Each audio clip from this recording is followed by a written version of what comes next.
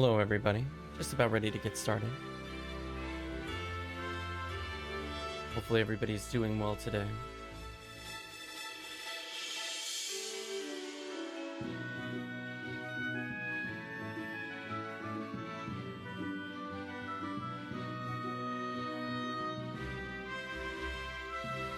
I'm actually checking to see where a couple items are in my inventory.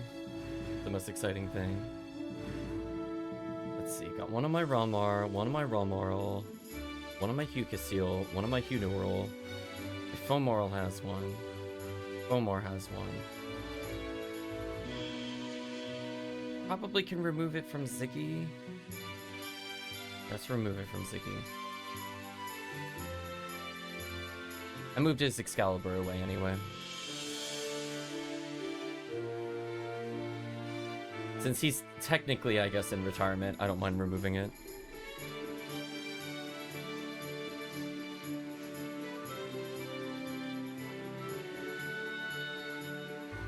Oh, I think I forgot to change character banks. Whoops, my bad. So, we're gonna see what people want to do runs of today.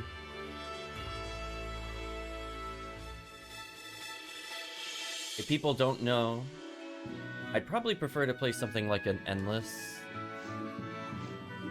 Or potentially a little bit of Heaven Striker at some point today.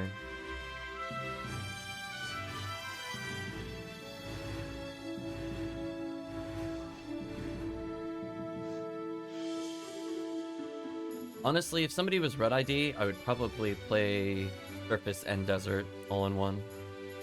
Welcome, Parameter. Welcome, Chris.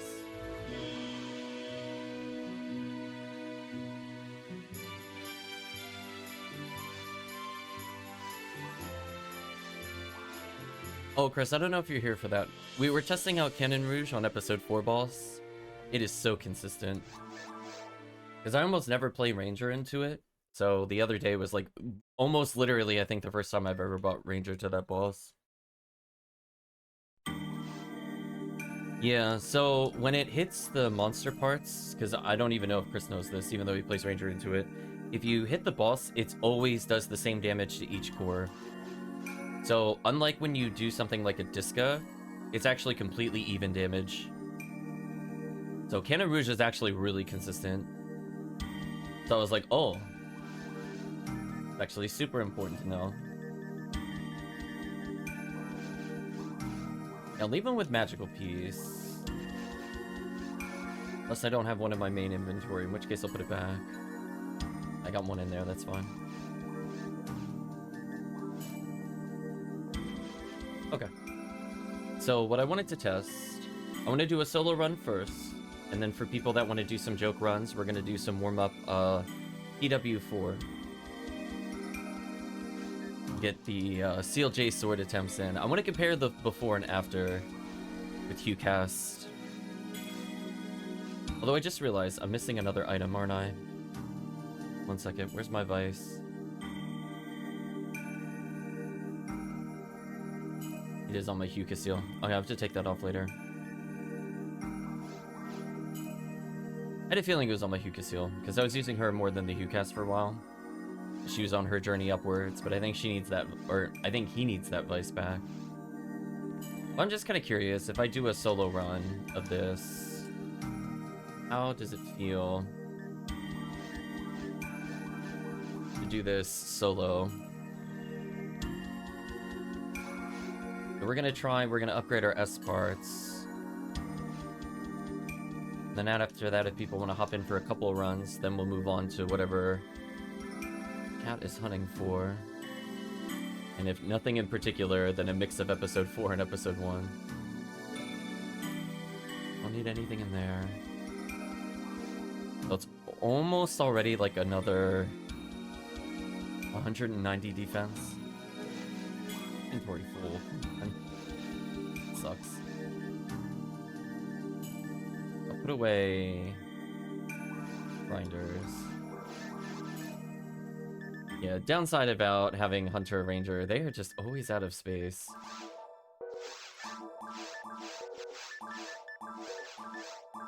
It sucks because I'm just trying to swap items. There we go.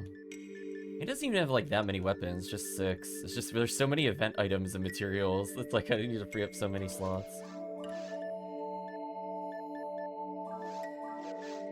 I guess in theory I could go 1 accuracy down.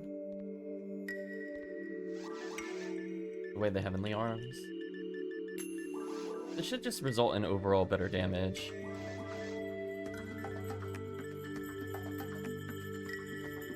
Yeah, I don't think I have a spare adept in here. Or, adept, I mean a Centurion. No. Alright, let's use the Heavenly for now.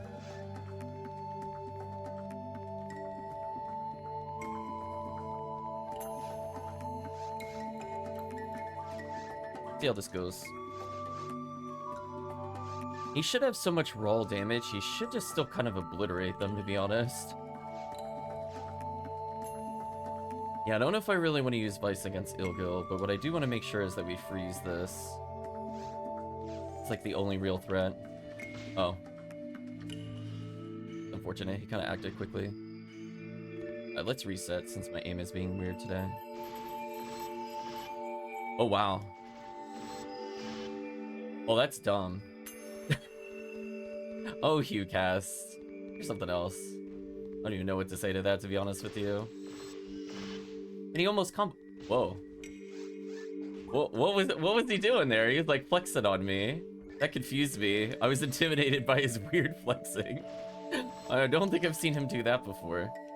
I guess I was on like the cusp of whether or not he could jump at me and the game got really confused.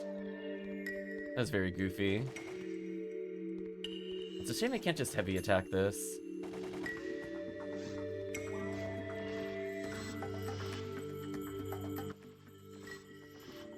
Yeah, this still takes a little bit of time. I might need a stronger weapon. This is where, like, arguably, if I had, like, a X-Cal, I'd probably use it.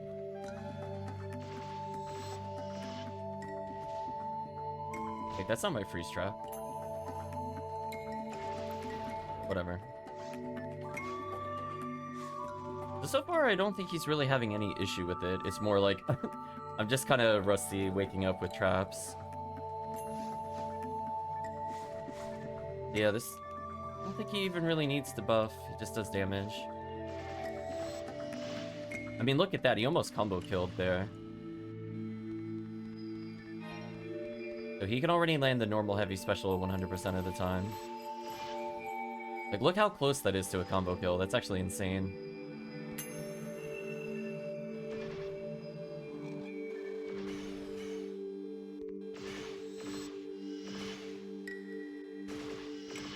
Yeah, S-Reds would definitely let him combo kill. He's only missing it by like a tiny bit.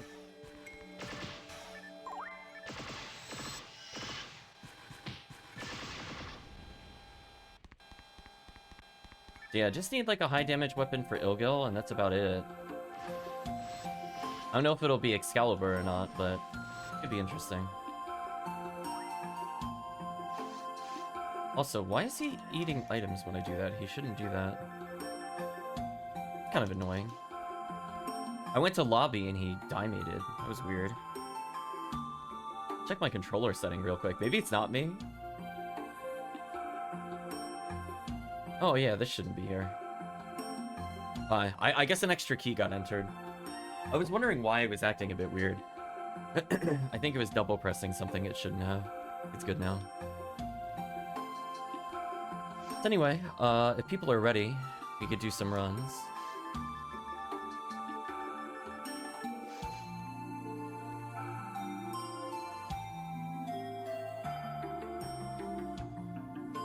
Thinking if people want to do episode 4. I think Chris has a few red IDs. Chris, if you wanted to host something. I think you were looking for potentially some good items. It is even beat. Yeah, I'm thinking either literally just do the boss run on red or whatever. But we'll do some PW4 first. I'm sorry for clarity. Let's just come in with the murder squad.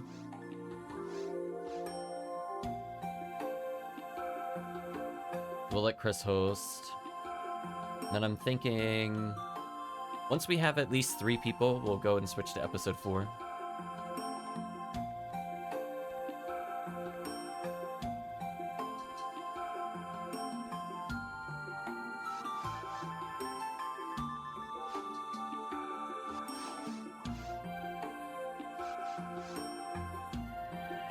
I was gonna say, Chris, we'll wait for Imperameter, do a couple of skies just to warm up. And then, we'll probably do some episode 4. So I don't know, Chris, if you wanted to play your Ramar or your Force or whatever. I know you have 3 red IDs. You get to pick one. I don't think there's a character I'm looking to level at this point. Mission accomplished, I guess. I just actually need red rings. I guess I could bring my white ID character.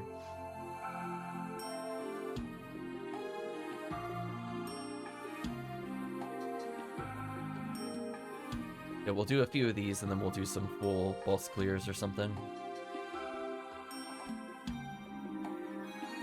There we go. I have Voltron with Chris's character.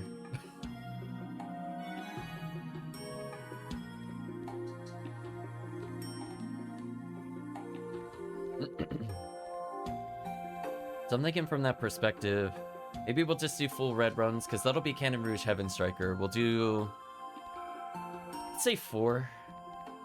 We'll do 4 of those, and then we'll switch over to Endless. Maybe it won't crash and surface, hopefully not.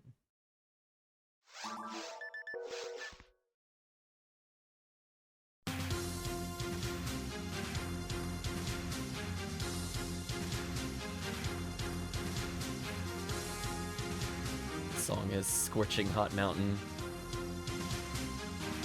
I remember when we were just in the mines and it suddenly switched to this theme and I'm like, oh wait, I'm in a serious area now. Oh, got the force support.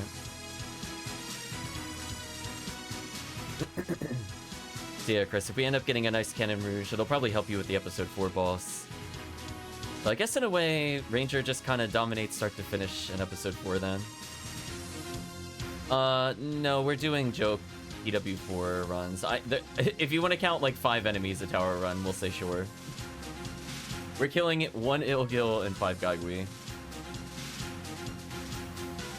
Then we're moving on to episode 4. We're just waiting for people to log in. Okay, Chris, let's get started. These runs don't take very long. We'll go for 4 of these, and then we'll move over to episode 4.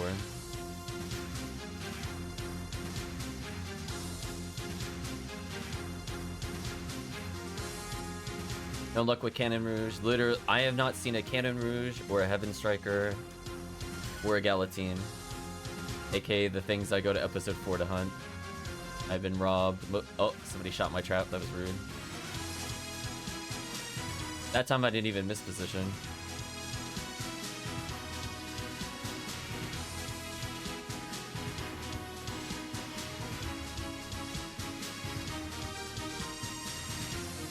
Aw, look at him jump up just to die. Goodbye. Yeah, it's definitely night and day difference with the lore. And combo kill is real.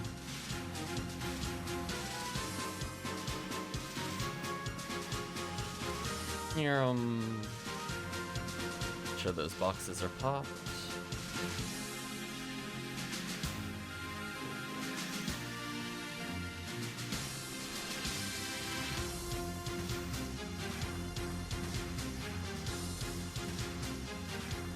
Damn, this character's strong with Red Ring. I have 1324 defense. I think that's almost on par with my Rocket Seal. Kinda gross.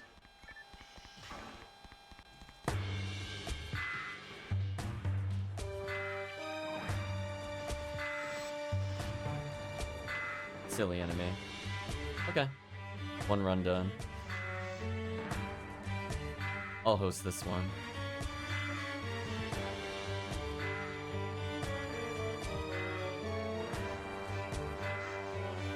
Okay. 1 out of 4 done. Let's continue forward. Hope you're doing well, Marco. I was gonna say, my runs have been mostly pretty bad. I'm gonna go with mostly pretty bad.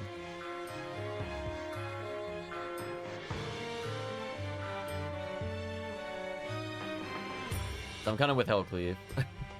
I got some like small upgrades, but they're not game changers. And I have a lot of rares where if I get them, they are 100% game changers. But I just can't seem to get them even at all, let alone like low rolled. A little sad. Is he not targetable to me? I don't think he is. Fortunate. Let chat kill that one.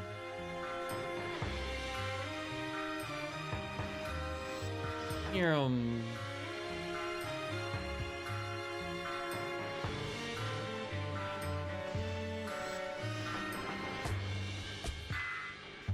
making sure those boxes were popped.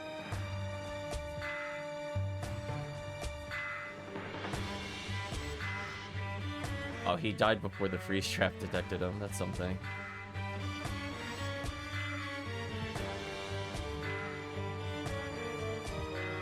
I will say, it's very nice that I'm getting 103% accuracy with the Charge Vulcan. That is like such a quality of life change with the Red Ring. I can't understate how good it is to not miss the special anymore.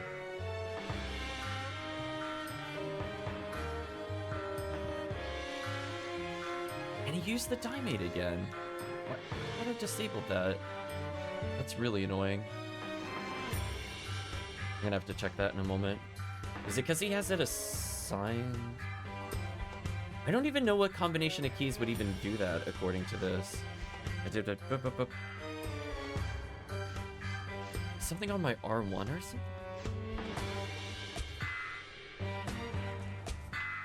Because that's really annoying, because it's like eating my Diemates when I log out, which is not what I wanted to do. Yeah, see, I'm at 8 now. Annoying. I'm not sure when this started. I'm usually... I guess I'm never usually in a dungeon when I lobby. Maybe if I had something wrong with the control scheme at the beginning of the event, I didn't notice. I'll have to fix that again later. I think it's on my alternate keys. There's something that's not right.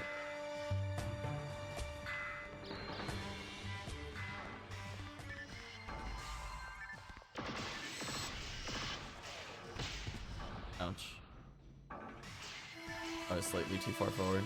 I deserve that. Poor Gibbles.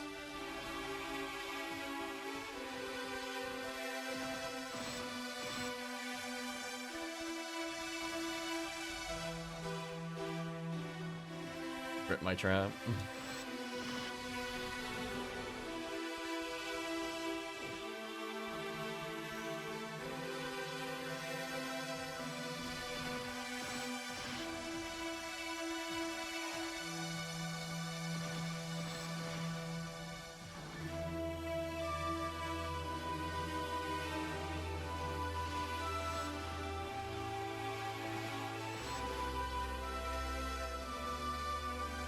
I saw a banner at the top. I'm like, get out of here. No way. I don't believe it. That time it didn't do it. Or it could be... Oh, you know what it is? It's probably the sensitivity on the stick. It's probably flicking the stick. Need to add more of the dead zone. It could be one of those things where I didn't set it to neutral. Because I'm trying to think, like, what would I even possibly hit when I hit the start button that it thinks I'm pressing?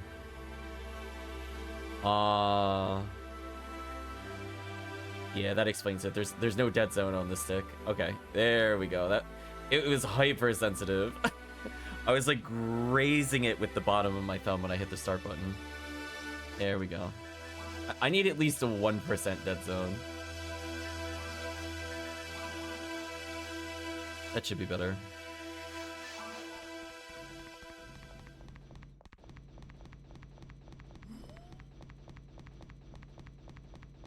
There we go, mystery solved. Remove an extra button, dead zone.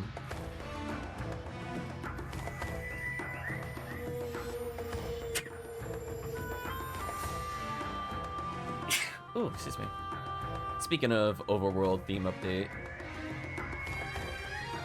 I like how distorted it sounds now.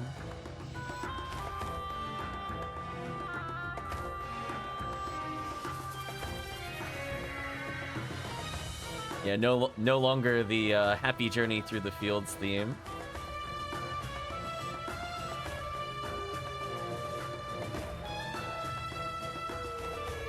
I said before, I really like the soundtrack for the musical motifs, and that change in the overworld theme is so good.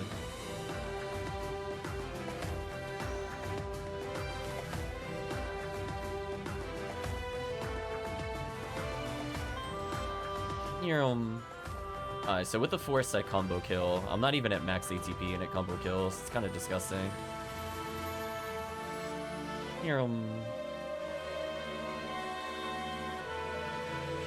Oops, I got bonked.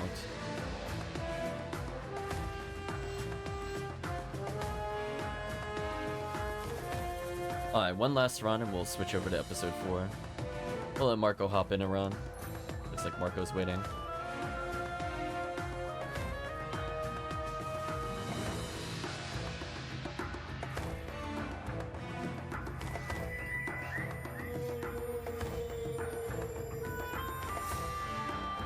Actually, since Marco's here, we'll do 2 runs.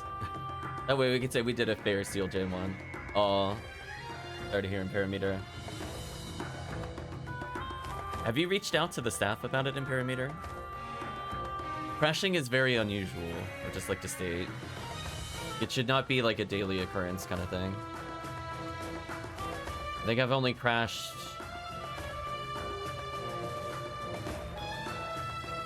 four times total. On like 3 different computers.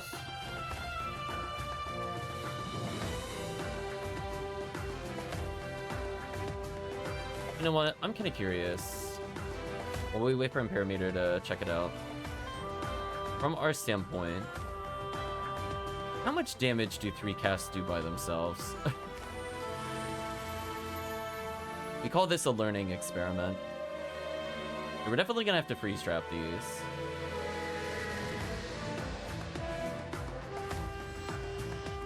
Honestly?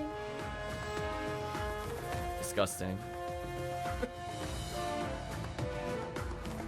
I'm gonna pop the boxes for sure. Hey, why did he jump to me? I was against the wall. That was rude. I guess he did. I guess I wasn't far up enough, so he thought I wasn't. Because that other guy won't jump at me. Whatever. Guess I gotta play further forward. Maybe that'll stop that from happening. He's gonna land. I'm gonna give him a second. I'm gonna run away. Goodbye, my trap. Goodbye, Gibbles. It is kind of funny that we don't even technically need a buff. I guess it just shows how broken these characters are. This is what top tier looks like. Meanwhile, you try to do this with Rocket Seal, she's not doing any damage. Doing like 5s to the Ilgil.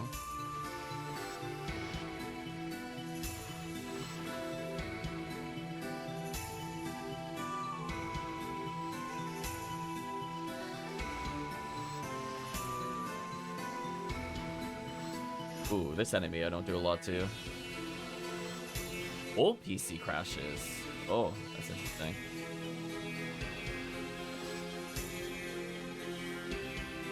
Oh, I got Jelland. Alright. Secret tip. Soul Atomizer removes that. For people that don't know, by the way. If you find yourself Jelland, soul that bad boy away. Alright. That one okay. Used an item again. Annoying. More dead zone.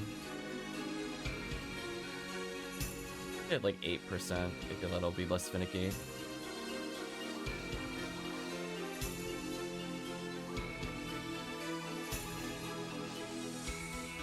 I guess it would explain why sometimes I get the wrong buffs. Because maybe because I'm like moving the stick in like a curve motion, but because it's like literally set that any motion at all causes it to activate. Maybe this will fix my buffing issue. Because I swear I'm not hitting the wrong direction. It's just, I think it's just overly sensitive. So if my thumb initially rests it and tilts it like a millimeter, it's triggering it. Okay, last one and then we'll switch over to episode 4.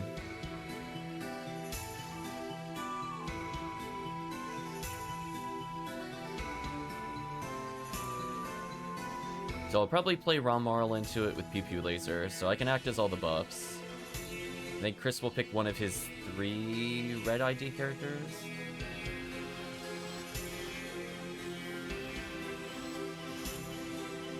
I do like this song too. Honestly, I like most of the songs in the soundtrack. For a DS game, I think it's like 10 out of 10. There's only a handful I would even consider like on par. One of them being Etrian Mystery Dungeon from my favorite composer of all time.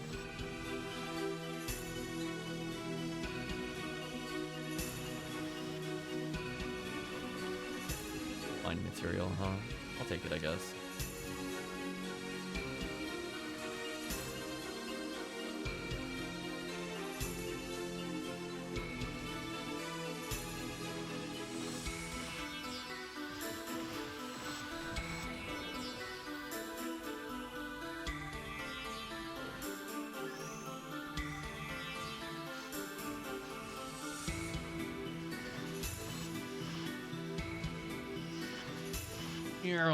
Goodbye, Gagui. Perish.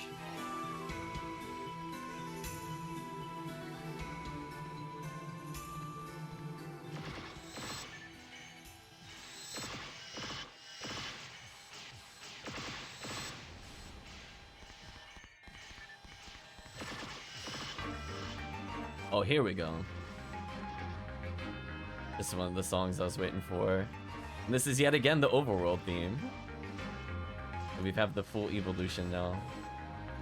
I want to pop these boxes before we leave. Because in theory, these could be calibers. Nope. Fine, let's switch over to episode 4.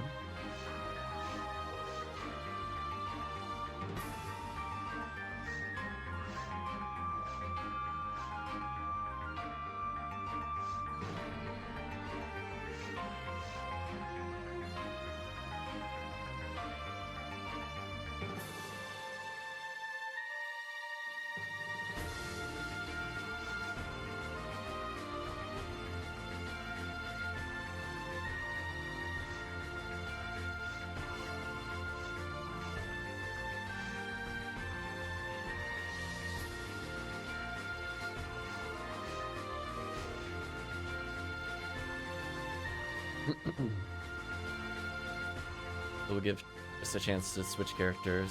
You can also play through a few green IDs, technically, I guess. So we'll see. Probably do a nice little mix. I mean, both of them will have Heaven Striker in a full run. So if there's somebody that wants to slot in for the 4th person, let us know. We're just setting up for some episode 4 boss runs.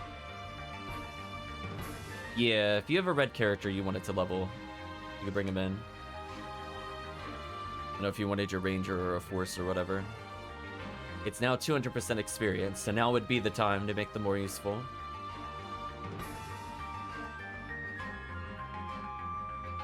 Yeah, red ID gets Disco Brave Man. Its boss drops are okay. I think it's between Heavenly ability and Centurion ability.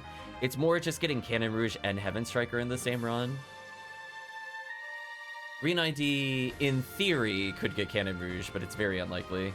Although if we get Dorfana cleared, I'm not gonna lie, I'm gonna get very tilted. I'm gonna get very tilted if we see it on the first run. I feel like game, please. Alright, Red Ranger's there. Nice.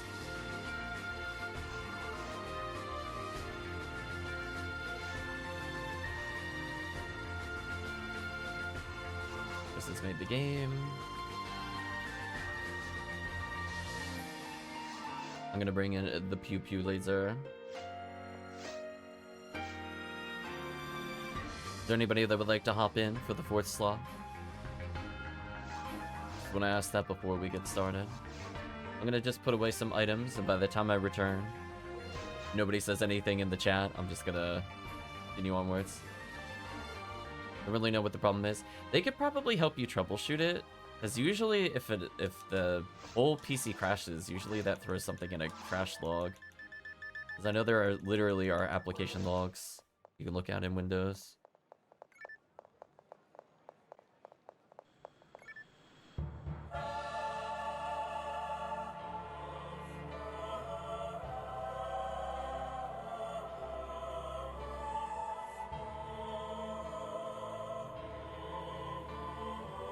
No BSOD.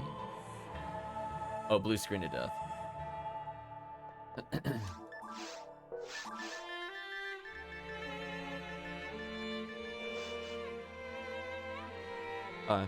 I don't see anybody hopping in, Chris, so if you want to start.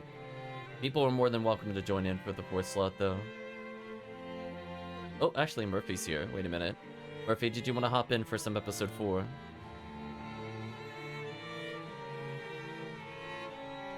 gonna go for Cannon Rouge Heaven Striker. I figured you were probably looking for one of those, according to the list. Sure thing, we'll wait for Murphy. Yeah, we have enough time to do at least 3 full runs. Then we might do some surface only or crater only stuff. Also, update for the list limiters. Sure, Murphy. We could do a pod with this character at some point. Probably not right away. But probably in a little bit. If we come back for the 2nd session, I'll probably do pod if you're around.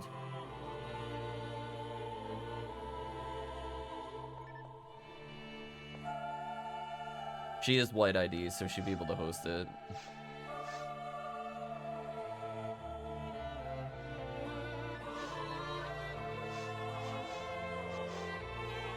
Say the angelic music. What?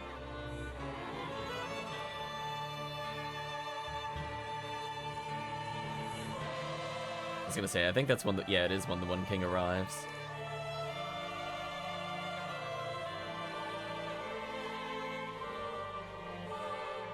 Oh, is somebody in the quest menu? Cancel out.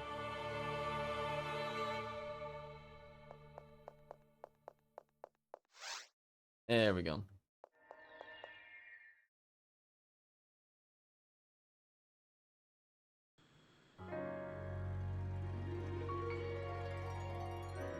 And honestly, we might listen to the Suikoden 5 soundtrack again. That soundtrack is amazing. As much as I think Suikoden 1 and 2 have some iconic soundtracks, I like 5's better. To be real with you. Even the remixes of the 1 and 2 I think are better than 1 and 2. Okay, Chris. We'll do Massive Attack E. Kind of like the 4th in that list. 4th or 5th, I forget. But it's definitely not the top 3. Here,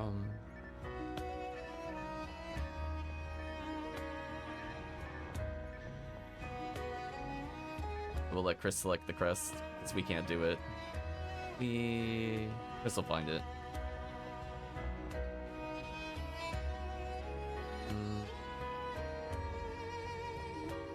Hopefully Chris will find it. Maximum attack.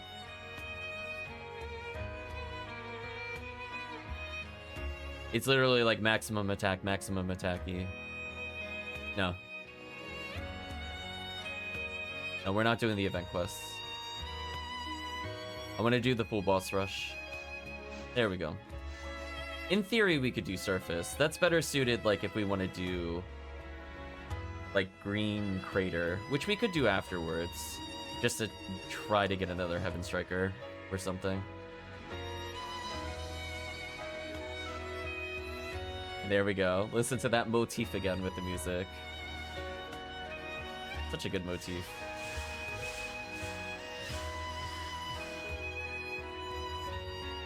That's why when I hear the soundtrack, I'm like, I know what game it's from. So well themed. Let's level up.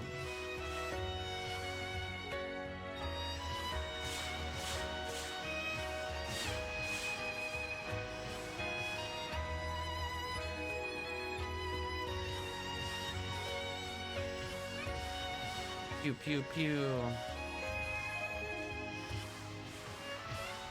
I was gonna say, I'm playing as the fake force of the group. I'm using MST and doing light damage.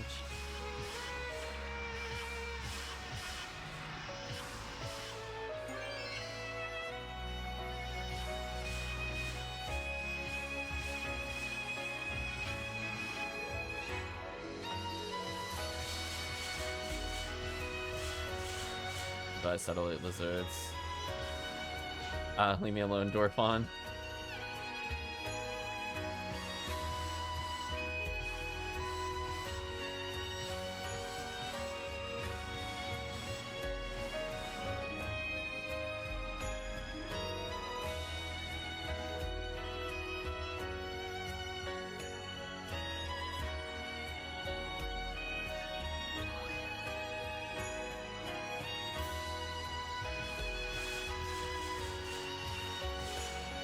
Yeah, the thing that usually crashes for me is I have, like, OBS used to memory leak all the time.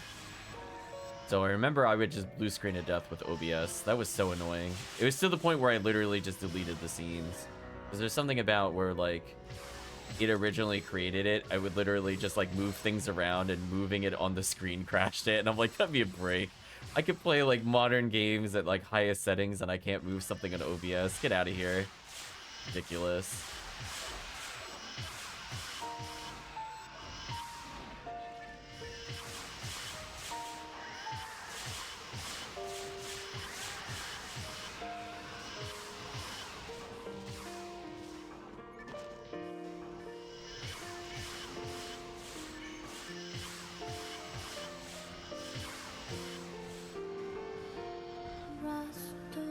Oh, lyrics. No, lyrics. Worst timing. Literally mid-Dorfon. Come on. Something other than lyrics. I forgot they even had lyric songs. Oh, that's the classic Suikoden. Glad they brought that theme back from Suikoden. It even sounds like the PS1 version.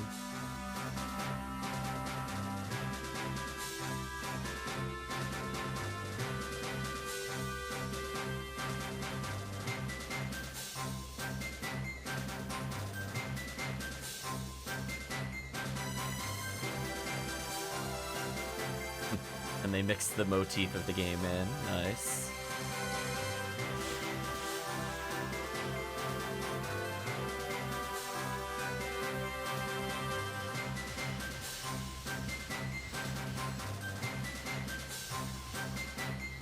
Long Cannon Rouge.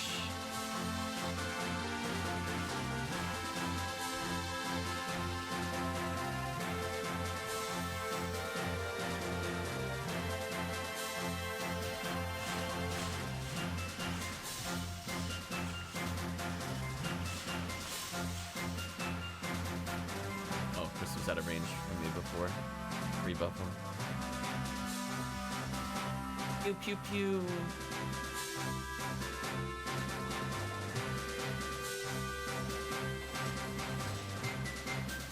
We traded blows. It was an honorable duel.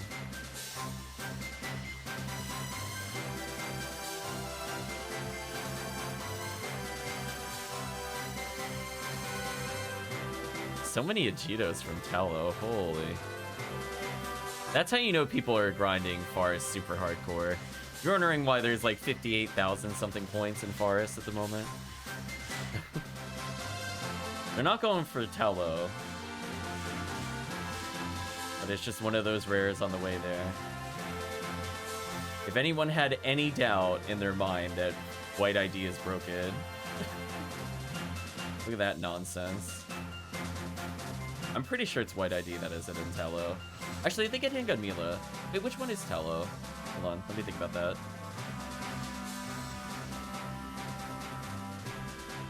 I was like, wait a minute. They get Mila, I think, of the other one. Which we have seen, to be fair. Which one is it,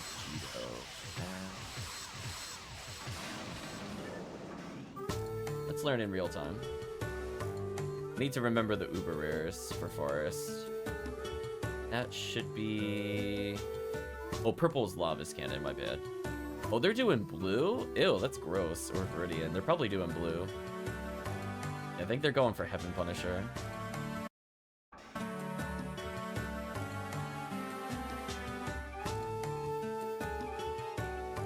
I really doubt they're doing Viridian Forest. Unless it is like the big... Like, most people don't even kill Talos when they're doing TTF, so I can't imagine what you would be doing if it was Viridian.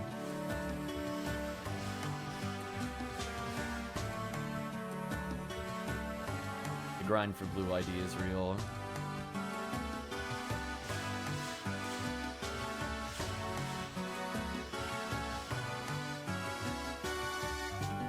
crystal, nice. Got bullied.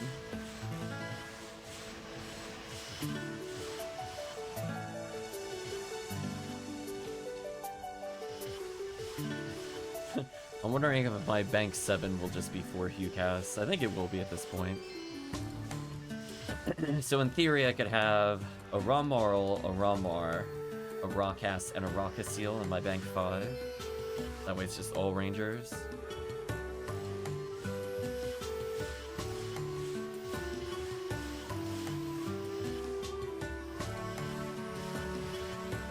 I think I have enough ATP on the other ones that I could realistically play a Ranger or a Hunter in most areas if I do that. And so I'll have a total of 10 Ranger. Well, no, I'll have more than 10 Ranger. I'll have, I think, 12 Ranger IDs. And more or less 10 Hunters.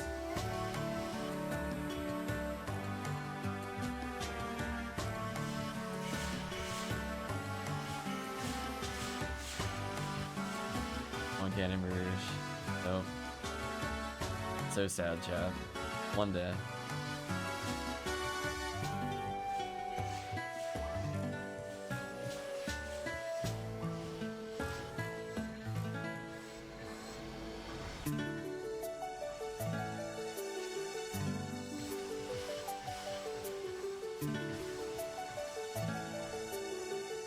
That is not my fireball button. That is. Let's go Brave Man, no, no.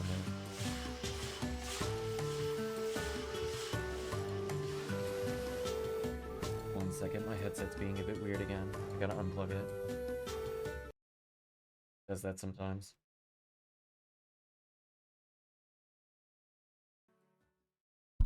There we go. Sorry about that.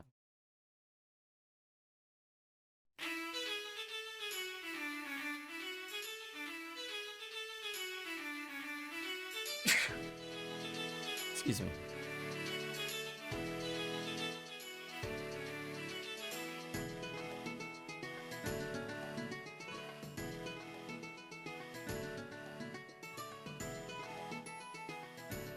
Yeah, just sometimes it just stops giving me audio. I don't know why. It's plugged in. It says it's powered on. It's just like, nah. We're gonna send it to the stream, but we're not gonna give it to you, the listener. Like, why? Because I always think it doesn't go to the stream, but then I see the volume is there, so I'm like, so let me get this straight. You know you should be sending me something, but you don't. Cool. Stupid Windows.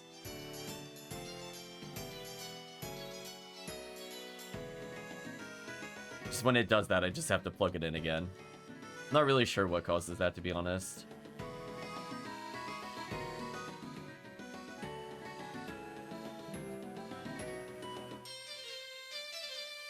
Okay, you can at least put out a fireball to slow them down a little.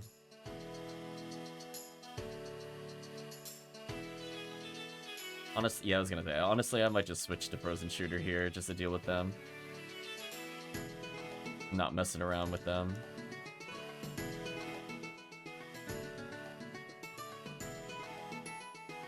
Oh, they're getting held? That's messed up. They just wanted to live their little rappy life, and then they get hell needled. Hear the music, but not the PSO audio? Interesting. So the PSO audio is not going through? We'll reset it. Thanks for letting me know. For me, I hear both. So that's why it's confusing to me when I listen to the stream. That, like, I won't notice it. I hear the constant pew-pews. And I'm assuming you hear me. Yeah, we'll just reset it later. I didn't really want to be playing the game in silence for like 20 minutes. But at least he has some music.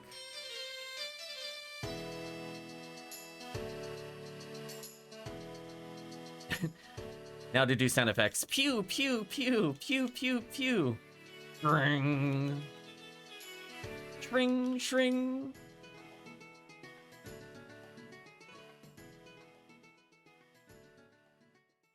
Oh, I almost killed them in time.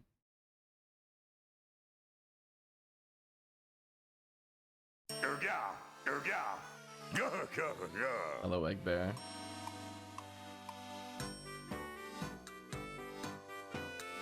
They're actually just getting wrecked.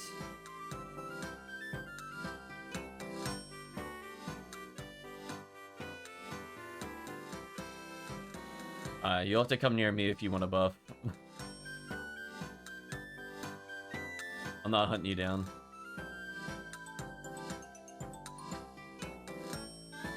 There we go.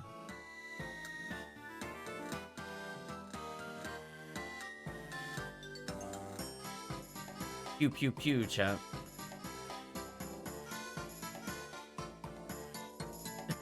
What is this? Episode 4, please. How am I supposed to hit this? Look where it is on the minimap. It died in the other room. Game, please. Things I would like to see fixed in PSO. Stop letting the zoo clip out of bounds. Tell him to stay in bounds forever. I don't really want to stand here. I'm about to get Gertabulu'd. Get over here.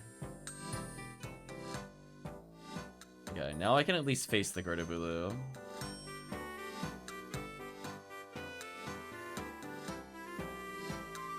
I'm being bullied.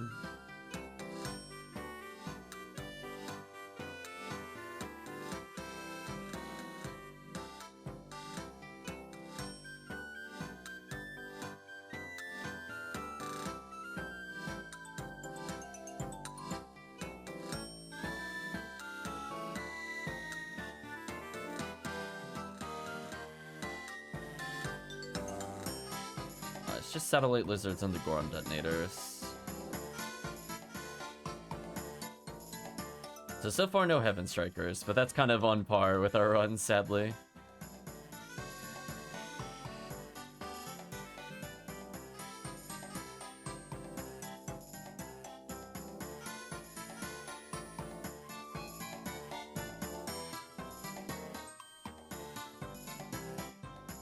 You can almost target all three.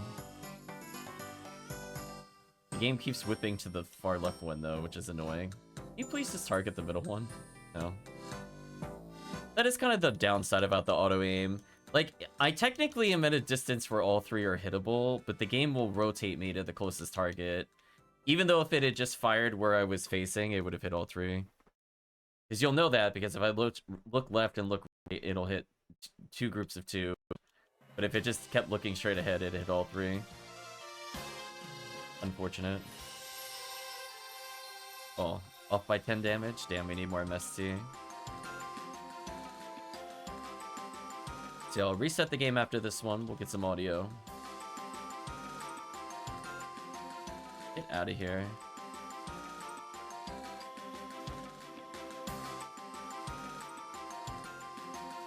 Leave me alone.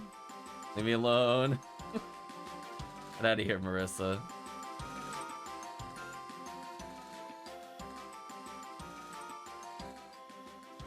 There we go. Looks like Chris is enjoying the pew pew life as the Ramar. Nice level up.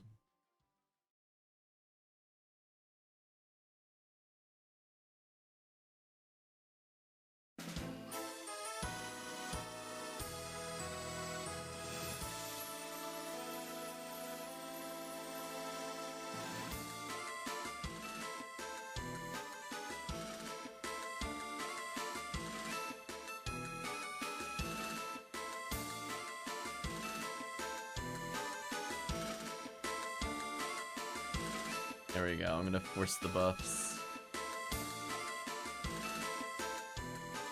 Save them some healing later. Nice confused trap. They're ultra dead. Oh my bad, I shut the trap.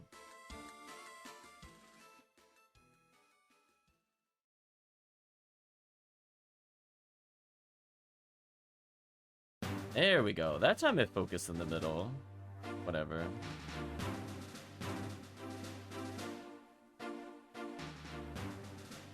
On the plus side, whenever they just drop traps, I basically detonate them instantly.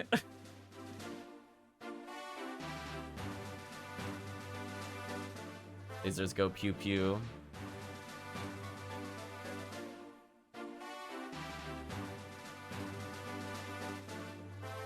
Rappy no.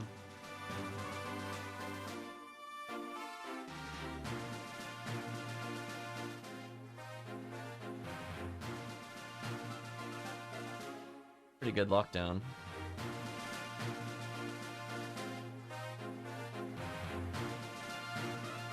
Yeah, we're just gonna debuff this room so I don't take like 1,000,000 damage.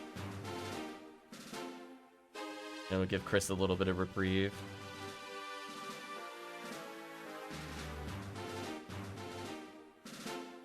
Ooh, that's close. Any luck this stream? Absolutely not. I like people ask, I'm like, the answer is usually no. It's just no. No. Like, one in every, like, 6 streams, maybe, I'll get something nice. Sadly, I end up getting better items off stream. Even though I play for very short periods of time. Like my Frozen shooter, for example, which I think is actually good, was off stream.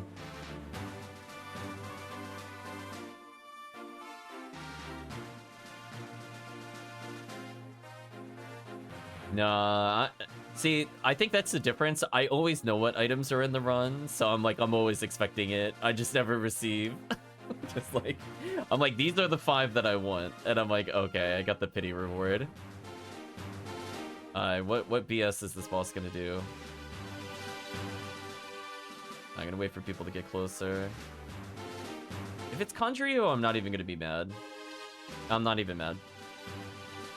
See this? Now I feel rewarded for not picking green ID, because I would have wanted Galatine and gotten trolled. But now I might get a Centurion ability. Which, I did say earlier, I did need one on the HuCast. Like, we just had this conversation. Will I receive it? Very unlike, oh, I'm so ultra dead. Why are there so many spinners? Team, please. It is an absolute miracle I didn't die there. For future reference, team, I would recommend spreading apart a little bit more. I got ultra trapped in that. Team put the death barrier around me. I don't think I could have legitimately gotten out of that with any character. I think it was just GG. There was like, what, 12 spinners there? Holy. Get bodied.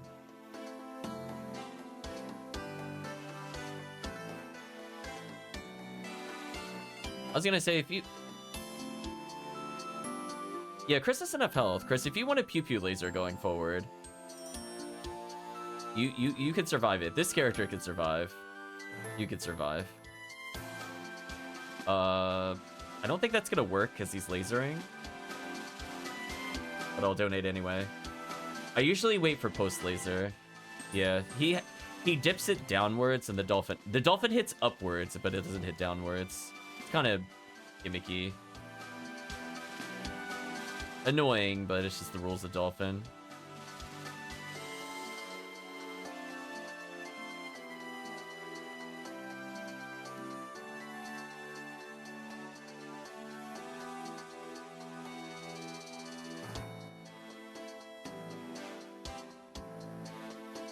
I'm just gonna try mate. I can't out-heal that damage. No, I got knocked down. No. Oh, come on. It interrupted both hits. That sucks. Stupid spinners. I hate the spinners. For that reason alone, where it looks like I'll do it and then I'll get clipped. Like they missed me on the first swing, but hit me on the second is the worst. Whatever. I'll start moving where they should be. Yeah, okay, so if I keep walking this way, according to the camera, I should go to where he spawns next. How annoying. Please die. There we go. Trolled. I'll even take the missiles. The spinners are just kind of inconsistent, because they're like slightly off screen. And sometimes when you shift a little bit, it dodges, and sometimes it doesn't. Depends on how they stack. Take this experience, though. Ooh, 100,000. So we got 466,000 experience. Chat, we almost hit 400 XP a second. This XP is dumb. So if chat needed some levels, this is like the quest to do, honestly, if you also want to go for rares. Other than Heaven Striker. Nice Centurion. I mean, I already declared. I'm not receiving it. There's no randomness expected. Just like, there's no way the game is giving it to me. It's not happening. But hey, I think this character's almost I think they're usable in tower now, I think. Maybe? So it'd be 15, 20. So it'd be 304 damage off of that. So it'd be 12 something. So if I... No, actually, that's not enough. I need to get... Oh, if I replace my 2 Heavenlies with Adepts, I survive. Okay, never mind. So I think I have enough health now to do tower going forward. But I need double Adept to survive. Because that'll remove 450, which should put it at 1050. So I need to do double Adepts. Heavenly HP? I could do that. And obviously any bonus health at this point is good. So my solo forest run should at least be pretty strong now. As we get closer and closer to 1100 ATP.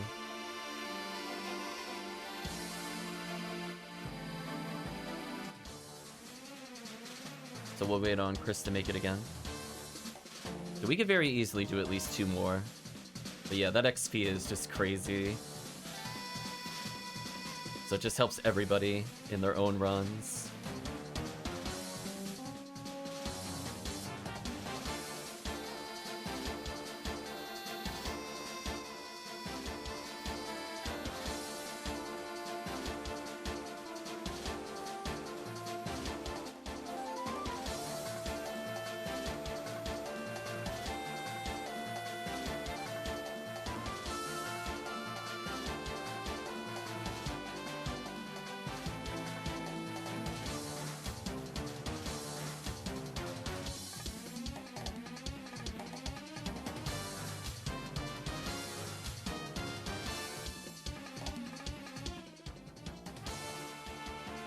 Oh, Zigu returns.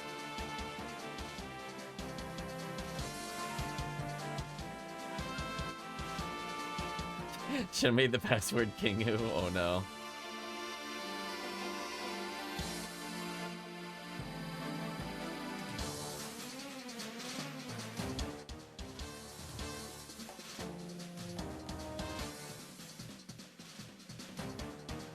Yeah, Chris's character is very rapidly. He's probably in 2 more he's gonna legit be like 119. It's actually kind of crazy how much he's leveling during these quests. I figured because Romar is at least a pretty solid character to give him alternatives. And now he has mod sec ID, so once he's done leveling with this character, if he wants to change any of their IDs, he can.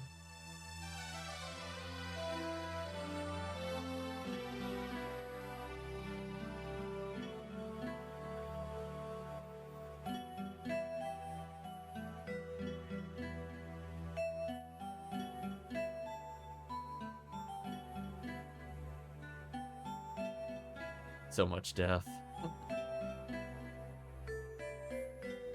Well, that was almost really bad.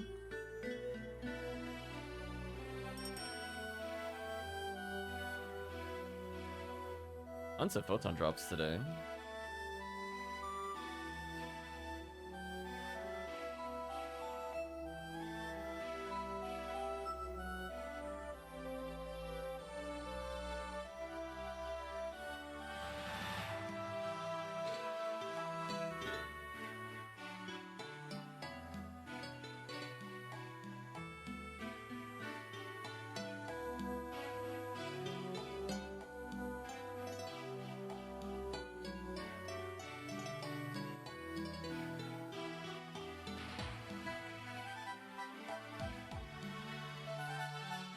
I gotta answer a message. Try to rebuff Murphy as he runs away. Y'all need no buffs.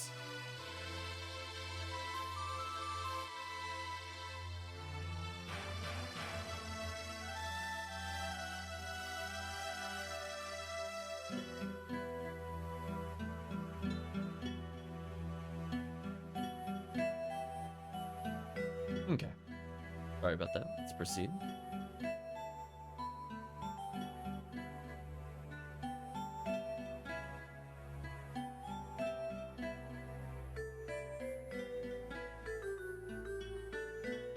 Yeah, at some point I'll be getting food around 12:30 or 1, so I might have to pause mid-run. I'm trying to make sure around timing I'm not in like a super serious run. But at least for now we can keep doing this. And then after food, we'll continue the stream.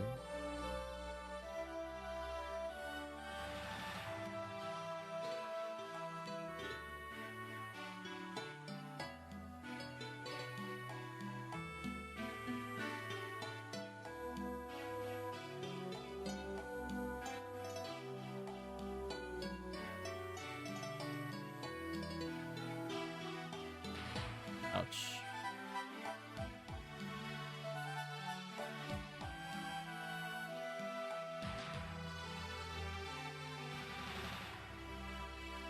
I was gonna say, if you're never sure where to stand with Heaven Striker on the episode 4 boss, you could literally just copy where I'm standing.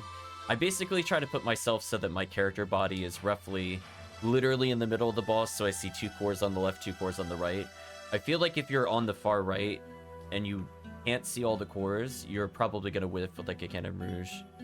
Heaven Striker's a little more generous with it, but I think it's just good practice.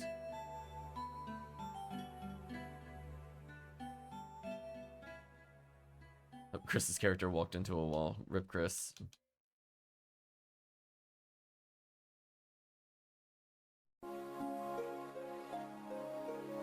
Get out of here, Astox.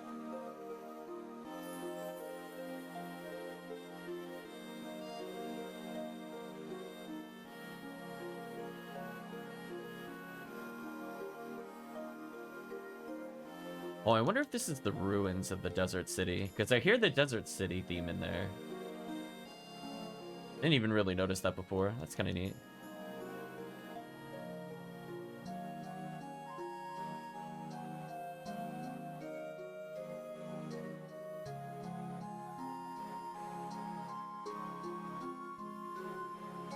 Pew pew pew.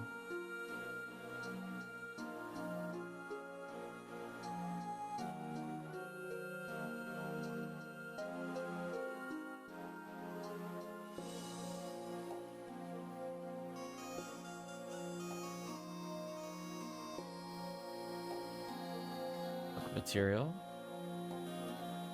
I feel like it's mean when you see the red letters pop up when you kill the Babuda, but it's just luck material. I mean, it's not a bad consolation prize, but it still feels a little mean.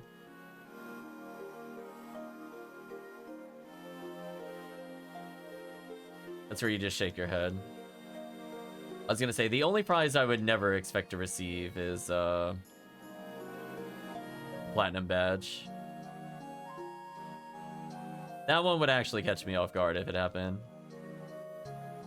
It's one of those things where I assume it exists, but I will never see it.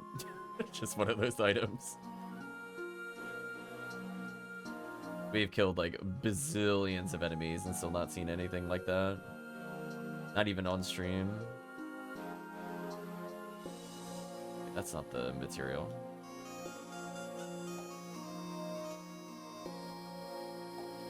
Goodbye, Lieutenant Gear.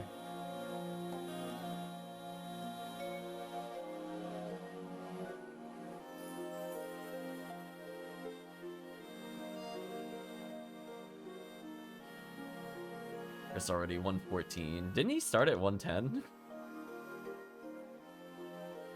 XP silly.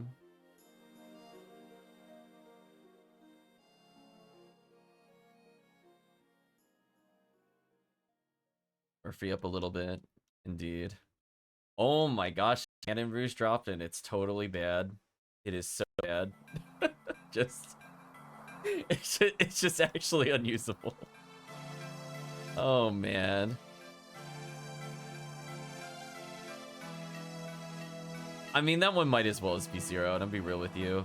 Like, what scenarios am I gonna use a 10 Dark Cannon Rouge? Let's be honest with ourselves. Like, A-Beast, yes. I don't think the episode 4 boss is Dark. I think it's also A-Beast. I mean, I guess if I make another ranger, it's useful. I don't even know if she... Yeah, I guess she technically doesn't... I guess she got her first Cannon Rouge. I guess. I don't know if I had a spare one for her. So maybe this is her first and only Cannon Rouge. Now that I think about it, because I don't think I really saved one for her. Thinking I would just Pew Pew Laser. But I guess if Even Beat dies at some point, at least I can hurt the boss. I guess.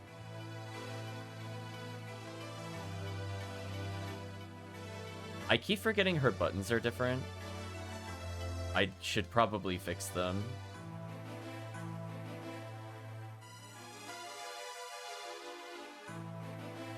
My bad. I went to Gafoe and I Refoed, and I was like, oops. Should probably just make it consistent for her. I trolled myself.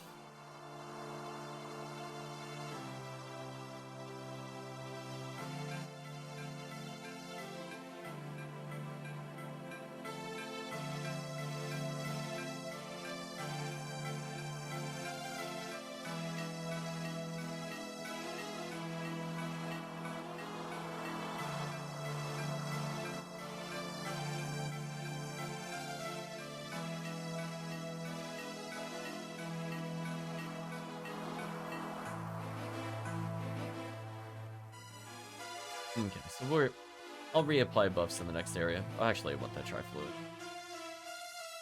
There we go, back at full.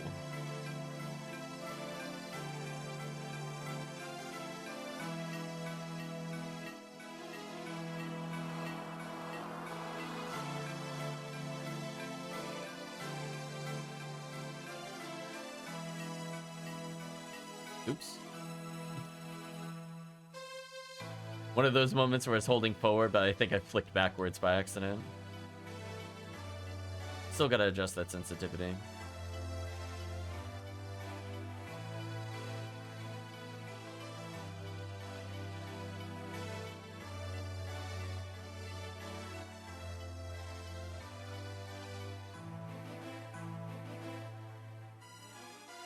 More levels. Chris now at 115. So gradually his Pew Pew laser damage is just scaling up.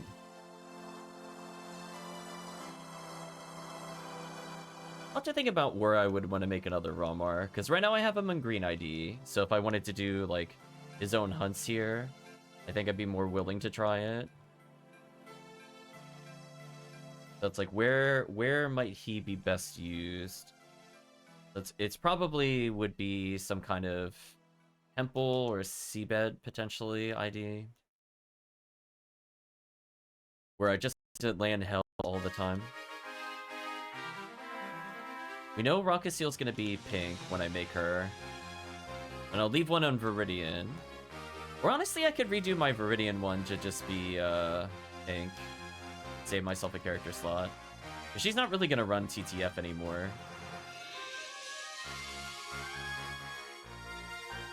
It's not a bad idea, actually.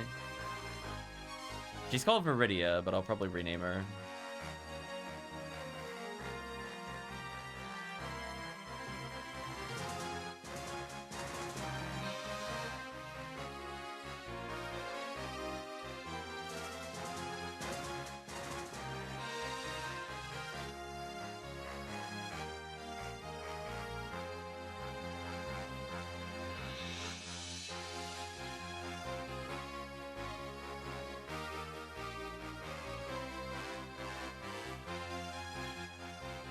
Yeah, maybe that's what I'll do. I don't know if I want to make a brand new pink ID character. I'll think about it.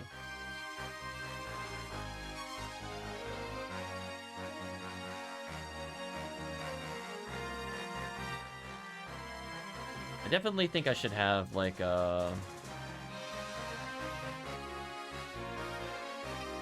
what's it called? Probably an orange ID character at some point. Because right now I just have an orange force and that's it. And I think orange episode 4 is actually pretty strong. That could be a candidate if I make another Ramar. Could make them orange in theory. Or the Rockhouse. Because that would also put them as like a good RT ID, or at least an RT ID to try. And I would be okay. I would definitely want to play Ranger into it for sure. And in theory, if they're also decent at mines, that wouldn't be bad because they. So I guess that leads it slightly towards Rawcast then. I don't think I would ever solo episode 4 with him, but I would potentially do mine runs with him or RT in groups. I think just makes sense. You don't usually solo with casts anyway. Having that option to Cannon Rouge that could be huge.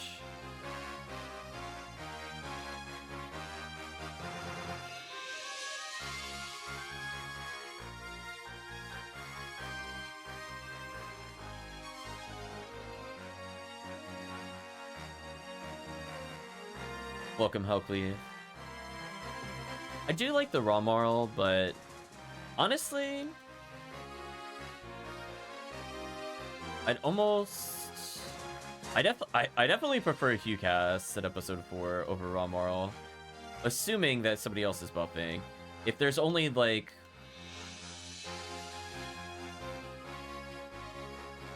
if it's like only single player, I don't think I'd prefer HughCast. Yeah, but for solo play, raw moral is there for sure. I guess it just depends on which I see myself running more. Because I don't think I would enjoy running RT with her. She would just be like literally the weakest possible choice, I think, into it. Again, unless I'm in a party of literally all other casts. Then I would say she's decent.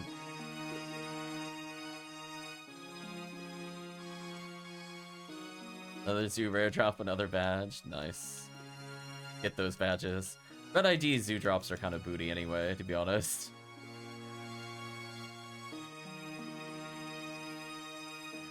Well, welcome, Helcleaf. Hope you're doing well.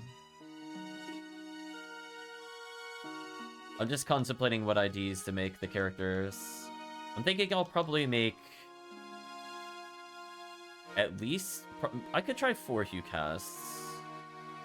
I'm thinking maybe I could do one of each Ranger, or I could double up on a Rawcast. But right now I'd have a purple Raw Moral. I have a white Raw Moral. I could do orange in theory, cover more episode 4 runs.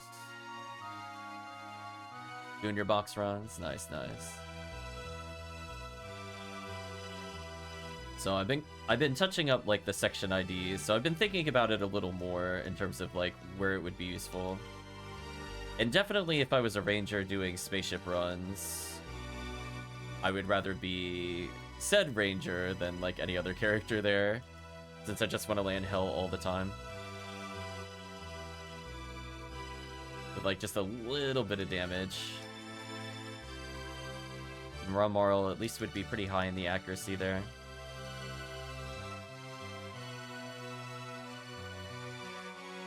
Getting bullied.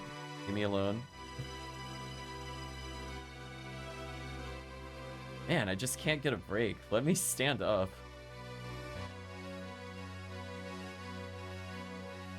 There we go.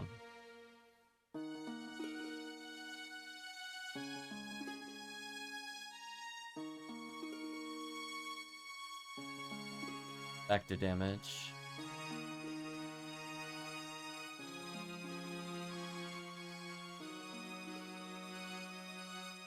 Yeah, originally I wasn't going to do a part 2 stream, but honestly I wasn't feeling really great, so I postponed plans for later. I was originally going to go out, and I'm like, I don't want to do it. I'm pretty much after I have lunch, we're going to do a short stream, and I'm just going to go to sleep at like 8 o'clock or something. I'm very tired, because I already feel tired. It is what it is.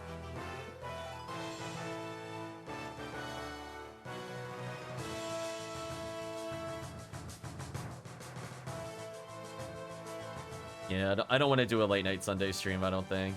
I might doing mid-afternoon, though. So we'll get what runs we can in with Chris. Since he should be asleep by the time we start up again. But Chris and sleep are not on speaking terms.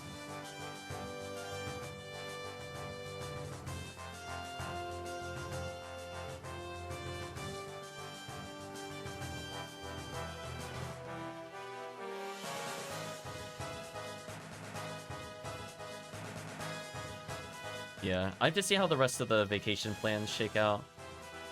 Might be able to slip in one more bonus stream this side on Wednesday.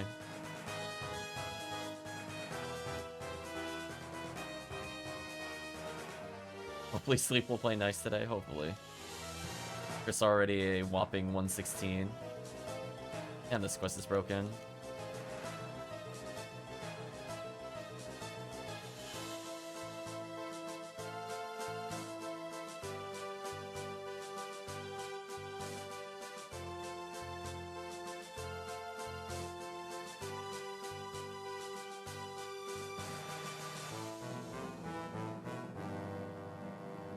There we go. Reapplied some buffs.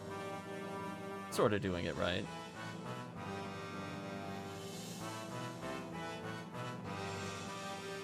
Sure, Chris will be happy to see his ATP at MST gradually scaling.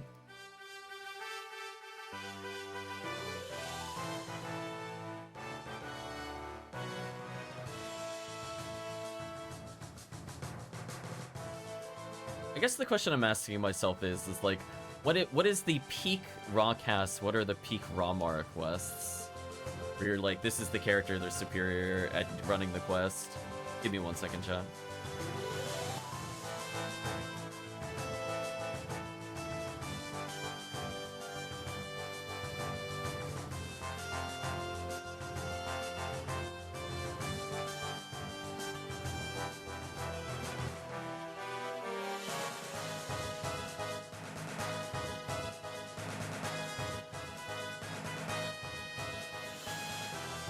I do think Ramarl's pretty good at pod.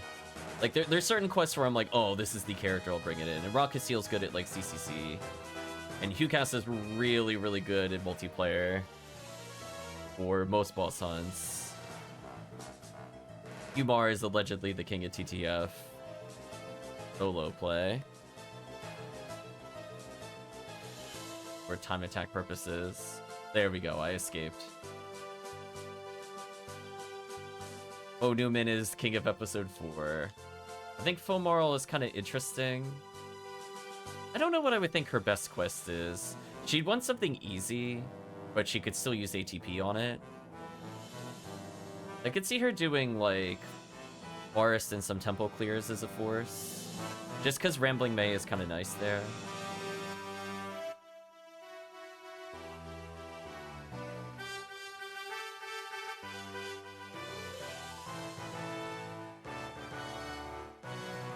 We have a chance at a heavenly ability, which is kind of whatever. I feel like the game will probably give me this one. Not that I care. So we'll identify our 25 Dark Cannon Rouge so that she can officially have one going forward. I'm just gonna walk into these.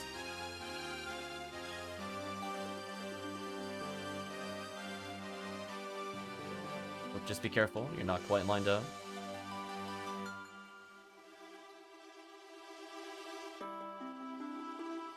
Press the spam time. There we go. Much cleaner. Because that way when it reels back, you're less likely to whiff.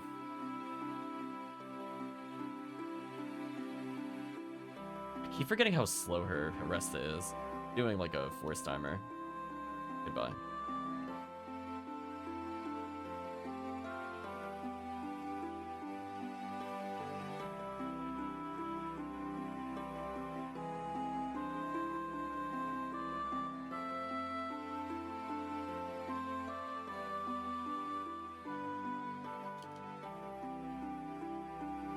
Oh wait, I hijacked it.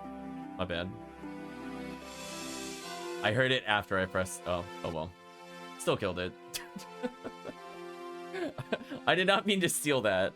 I was not paying attention. I was literally like, oh, I'm gonna mag blast as soon as I get to X distance. And I'm like, wait, I heard a sound. We'll call that morning brain. Goodbye, Saint Million.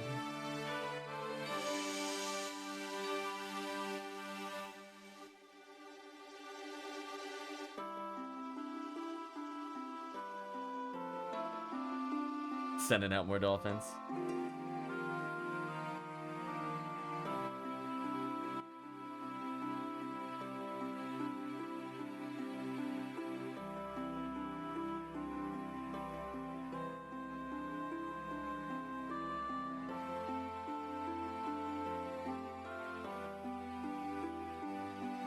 let's say... Probably do one more, at least, with the beat timer.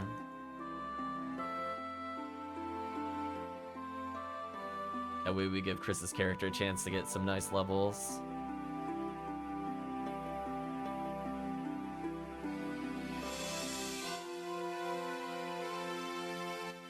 Oh, I see Hellcleave in the lobby.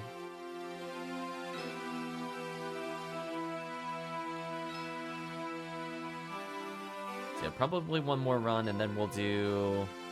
I don't know, I guess it depends on the time. I guess we could do like a brief desert-only run, or a crater-only run, or something like that, before we do TTF. Because I want to maximize the chances of us getting Heaven Striker Cannon Rouge. So I feel like we at least went for some solid rares today. Even if the game said no.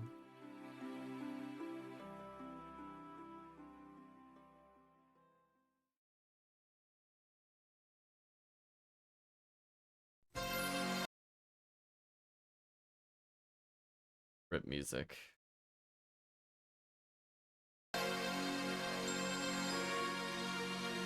We made the attempt is pretty accurate.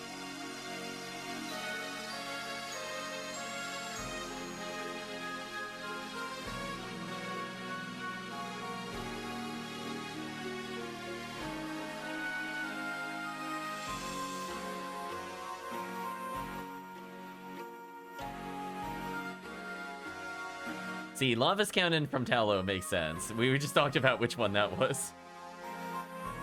So I'm like, wait a minute.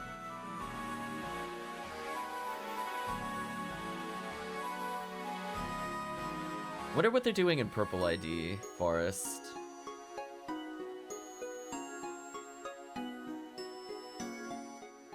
Right, chat? Because that's kind of an unusual ID. I mean, it makes sense for, like, beginner characters.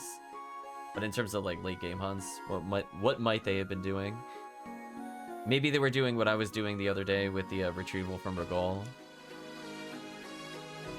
Where they're just looking for frozen shooters / Mill Lily. Yeah. Or doing the Terrell's reset.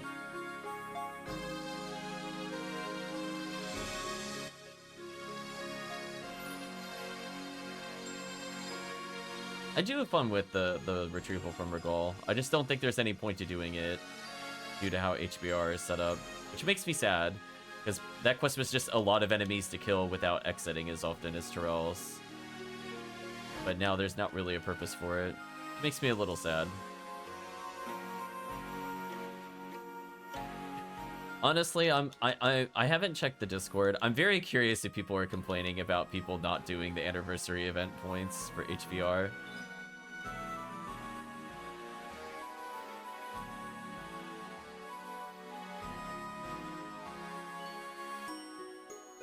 Oh, they have many of times. Thank you, Hellcleave, for confirming. You know, we at least kind of do, like, alternations. Like, we have the greedy days, because we want our bonuses. And then there's ones where we conform to it. So probably later in the day, for example, if they need CCA. I had a lot of fun running that with Hellcleave. I don't mind doing some CCA for people that might want Twin Blazes or other items. Or, like, LNK combats. You jumped in on the last one? Oh, in the forum thread? I was gonna say Hellcleave. We even did Atrocity 1. I want to hear it from anybody. That quest was so unloved. I do think I'd like Atrocity 2 more, though. I think there's just something about Atrocity 1 where it's like, it's okay. I don't think there's, like, inherently anything bad with it. I think it just has the misfortune of being with much stronger, much better runs. And that's kind of like where the difference between that and, like, a December Disaster is. Where, like, if you pick your white ID / purple ID into episode 2 and you play December Disaster 2, you kind of know what you're getting.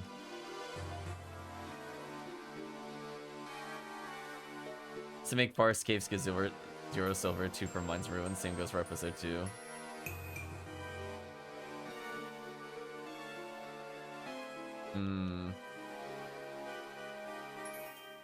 And we saw it's not even necessarily like a big time difference either. It's just that the atrocities also just can't really be cleared solo. Or at least I can't imagine it with how many annoying things there are in that wave. Like, where you could just pop in and do forest runs forever solo if you wanted to. Same cannot be said for the atrocities. It's like serious gear only. There we go. Because even I have done solo forest run on this character who's like super underleveled and not even properly geared. It's still doable. So we saw, like, for example, Tower was taking around 10 minutes. Atrocity was taking around 10 and a half, 11 minutes. So it's like, is it really going to compete with, like, a 6-minute Mines? Not really. AAT took, like, 50 minutes to solo. Brutal.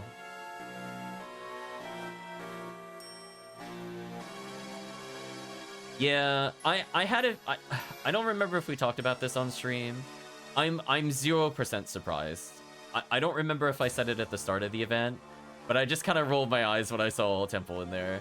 Because we talked about it, I think, later on, where I said, like, even when the HBR was still a thing, even I did not want to do most of the later quests, so I'm not really surprised to see that again. Where, like, think about, like, what was it, 2 or 3 years ago in the anniversary event? If you look back in the event quests we did, I did, like, one of each, and then I never touched Tower again, for example. Like, even then, I still didn't do it. And I don't even think I really touched Seabed again, either. So there's just quests where, like, we did, like, endless forest. I think we did, like, 50 to 60 times the amount of forest anniversary event into Terrells, into other things. Well, it's just kind of the inherent nature of it. When you swap it to be something that's supposed to be HVR versus something that used to be, you know, you had a personal incentive to add a bonus where you personally had to get the bonus versus the server gets it. So people are just going to choose not to do it. So I'm sure it's a war zone at some point in the general comments. But at least you could say, we didn't full greed it. We did some of the runs people didn't want to do. But more importantly, we're still finding fun things to hunt in most of them. Like, I think now that my gear is better, Tower is not as terrible as it was to me, like, 3 years ago.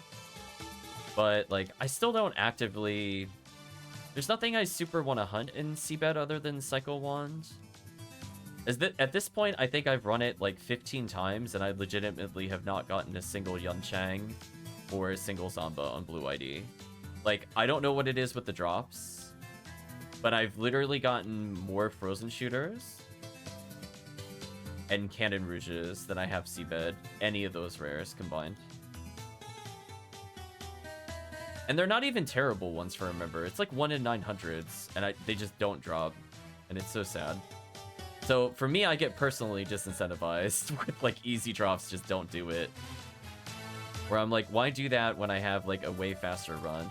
Like, even what we were doing in Mines, I'm not a fan of Mines, and I recognize the quests for the most part.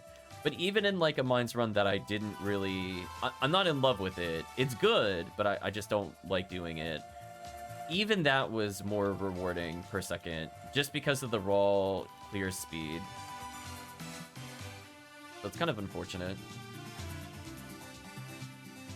So as I said before, I think if some of the atrocity quests have been set up a little more to have a lot more Gafoe stacking, to combine, like, different episode weaknesses. Like, there were a couple of waves in it that I could Gafoe stack, but it wasn't, like, super crazy. So if I'm playing a force, it's just like, okay, I'm playing a lot of episode 2 enemies, so I'm just gonna not do any damage.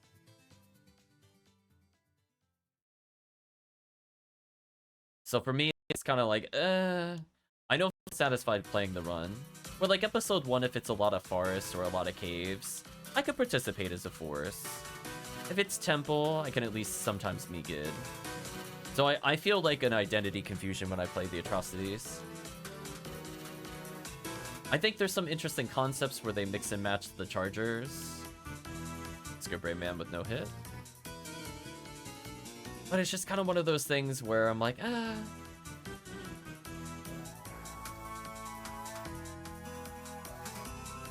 I'm not seeing the magic of the full design. Maybe that's a me thing. Maybe there's something I'm missing.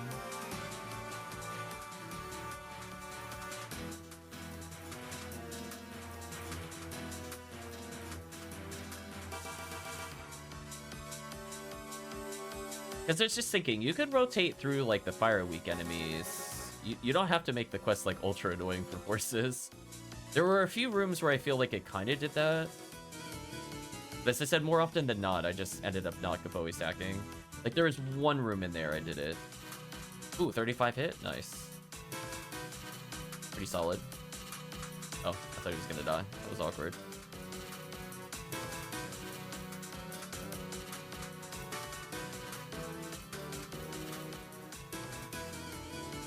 Oh, somebody thought you could trade up to platinum? Oh, that's brutal. So, like, I guess that opens the question. What would we have done with the enemies to redesign it? I would have liked to have seen something where it was, like, Umas into Cannabins, into Satellite Lizards, and then you rotate through a lot of ice enemies back to back. I'd probably put, like, Varans with something, maybe like the blue Buddhas into the Buddhas plus something that's lightning weak. It would have been interesting. Like, it doesn't have to necessarily be Gafoe stacked, but I think if they made it a bit more force friendly, I probably would have run it a bit more. But like, what are you going to do about like Delbeater Varans? Like, you're not gonna fireball. Just those kinds of things I have questions on. So I feel like there could have been, they could have still had like very similar enemy counts. And I think to some extent the cannabis did lead to some Fire Week enemies, but I never felt like there was a strong element for the room. It would have been kind of nice figuring out that puzzle as a force. Like, oh, okay, you know, I can sack fire. Maybe there's a pattern where like every 3 it rotates. You know, something to ease potentially the memory game. There's a lot of ways they could have redesigned it. And I think in that standpoint, I don't know if you could ever really make Pew Laser interesting there for Ranger, but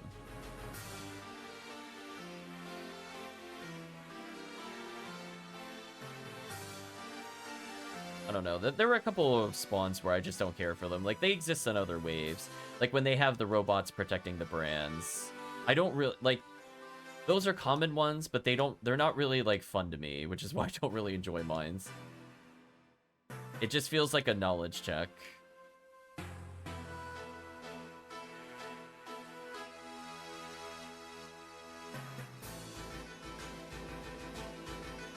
And again, I think what would have helped it a little bit is if it was, like, I don't know. I don't know if it needed to be, like, every enemy ever. I think in the future, if they wanted to do it, I probably just would have reduced it to maybe just, a few episodes. Because I do think they stretched Identity thin by having all 3. Like, it's a neat idea, don't get me wrong, but it's like, ultimately, would I have been happier if it had just been, like, Blue ID focused and they added more Astarks and then provided a mix of Satellite Lizards and Yowies and not bothered with things like Ertabulus? Probably. Like, is anybody really excited to fight, like, a one-of Gertabulu in Episode 1? Not really. Like, it makes sense for, like, a big bad boss, which is how it was used. But at the same time, there's, like, a lot of those little picks where they're just, like, okay.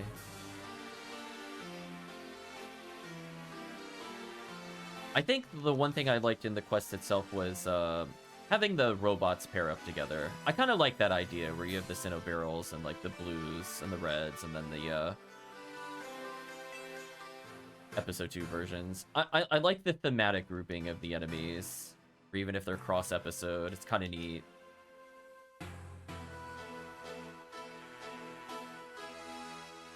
But yeah, I would have liked to seen, like, a more rare focused identity. Like, it could still have enemies from Episode 4 and whatever. Like, most of the time, if you have Satellite Lizards and Yowies, somebody will benefit from getting Photon Crystals or a decent run there. But if they had gone the extra step to be like, oh, you know, this one will slightly favor episode 2 drops over episode 1, it would have been better to see. Like, imagine if the episode 4 drops had been lined up a bit more so that you could get, like, either, like, a decent, like, a more Vice count or a higher Jaya count. I think that also would have led to people enjoying it more. Where instead of just having, like, 50 to 60 attempts... Also, I got a rebuff. Instead of having, like, 50 to 60 attempts per run, if it was, like, 100 Jaya or, like, 100 Vices, due to how they split up the enemies, I think people would have liked it a lot more. Because then it would have been, like, an alternative to doing the mines, right? Like, because it spreads so wide, it doesn't have an identity. Which, to some extent, you can say that, you know, not everything has to be for a hunt. But then, at the same time, I also wouldn't expect then for you to feel forced to do it in HBR. So, that would be my counterpoint. And people have to do it to get the bonuses, is the problem. So yeah, I would have liked to have seen it tweaked a little more to different IDs. And particularly ones that are not, like, overly powerful. So if they don't want to, like, stop giving stuff to White ID in general. Stop giving stuff to other ones. Like, this is the time for, like, the more obscure IDs to shine. Like, where's the love for Orange ID? Or giving more love to Pink ID? Like, this was their opportunity, Chan. I'm just saying, like, and they could definitely craft it so that it'd be like, wow, look how many amazing things you could get here. Like, oh boy, I could get Daylight Scar, and I could get S parts in a single run, and I can get V101s. Do you imagine? And again, like, not every enemy has to cater towards it, but I think it should have catered harder. So that way, those runs actually feel decent.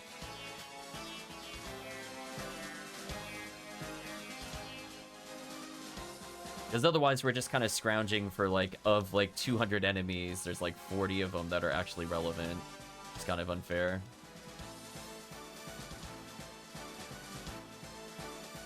So that would be my quest design feedback. I would have loved to have seen if they could still do potentially multiple episodes, but I would have preferred to see less enemy types and more abundancy of the existing ones. And I think if they had stacked elements more, it would have made it more fun for Force. Because Force just does not enjoy episode 2 at all.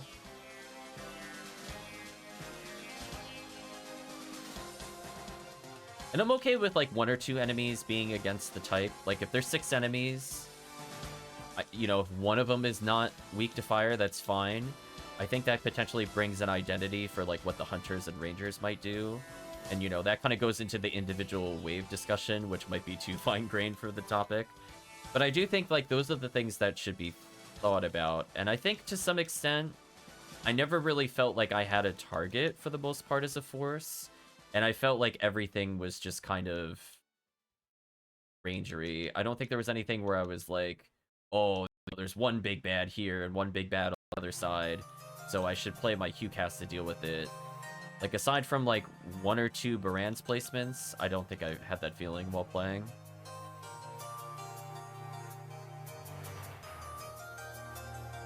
So it is what it is. It took some time, but I think I finally gave proper feedback to it. I'm sure Hellcleave would agree. Like, imagine if it was catered towards, like, purple or orange, or something other than, like, green, viridian, red, white. Blue would have been a good one to cater towards.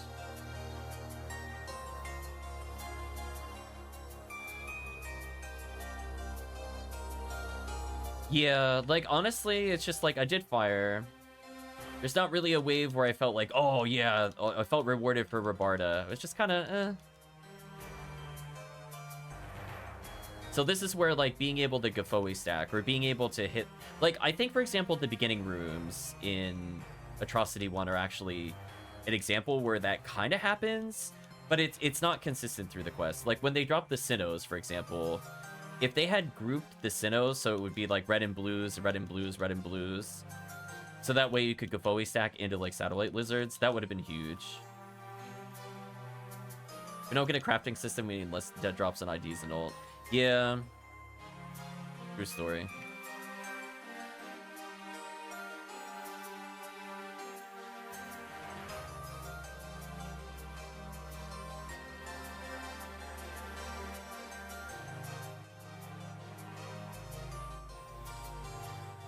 Yeah, and that's kind of the overall issue. I mean, I was kind of laughing when we went over at the beginning of the event, where it was like, why are things like HP Revival and Ultimate as drops? Like, honestly? Like, I don't even need to look that up. I remember that being actively removed, and I'm like, good. I don't think certain drops should be there. Right? Like, I don't care if they're in Forest necessarily, but... like, when you're in, like, Mines, or you're, like, Desert, like, why are we getting, like, Dragon Slayer in Desert? Just, I don't understand, chat.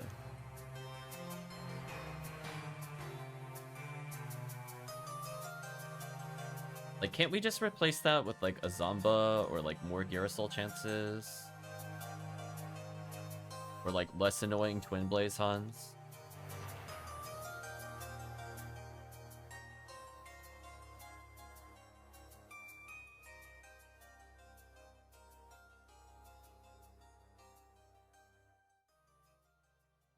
Like, is anybody gonna be upset if one of the many terrible armors is replaced with Stick Frame on Red ID? Like, imagine it's like just take Celestial Armor and Ruins, because I know it's there. I thought that was a rare item at first. Why is that a thing? Right? Like, it's just like, what the heck is that? Like, there's so many candidates for just, like, little bumps. I don't even think people would notice for the most part. Like, just replace that with Stink Frame. Who cares? Is that gonna break the game? Not really. Like, go ahead and look it up, chat. I'm pretty sure it's Red ID. I think it's on Bulklaw, specifically. That is just so silly.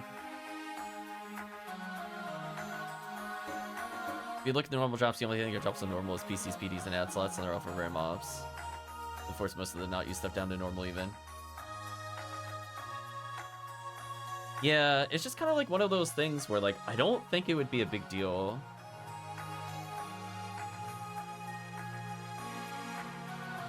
Oh, I'm kind of far back. Regular claws, thank you.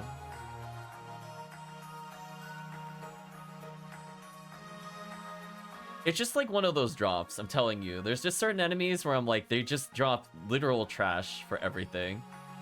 Like, I don't need it to be Excalibur or something, but, like, give me something to work with on some of these drops.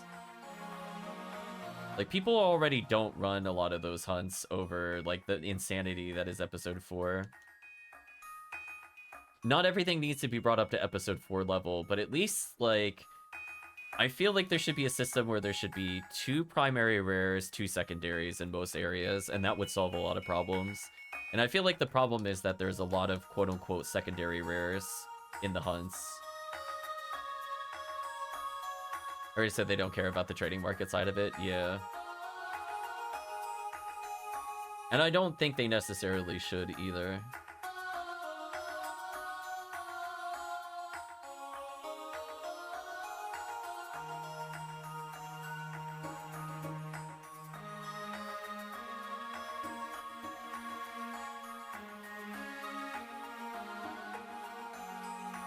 Getting bullied. Leave me alone, Spinner. I just want to reach the boss.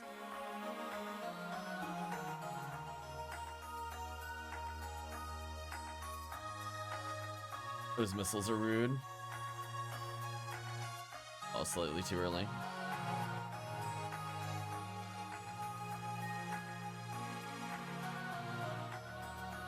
Did it really shoot the spinner so I mistargeted one of them? Wow, that is such BS.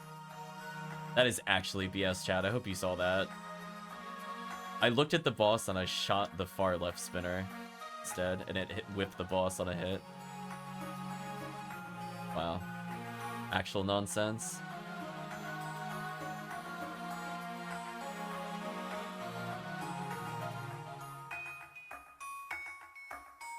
Yeah, I wouldn't mind more options with team points for sure. An interesting suggestion. I donated with my face on the floor. I tried to mag blast, but I got bodied. I did my duty. Aw, sadly I didn't get the invincibility on death.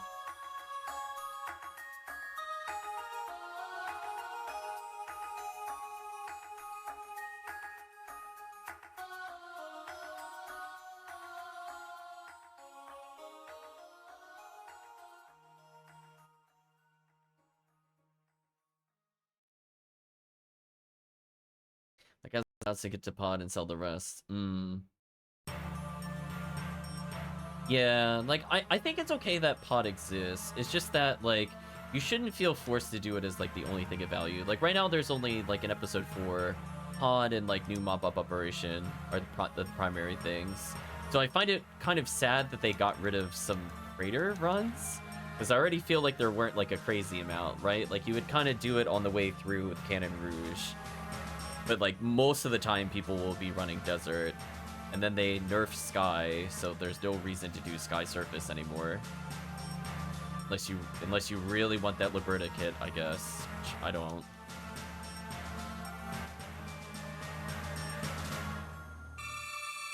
Just sold off them, I should just use them to buy cookies, yeah.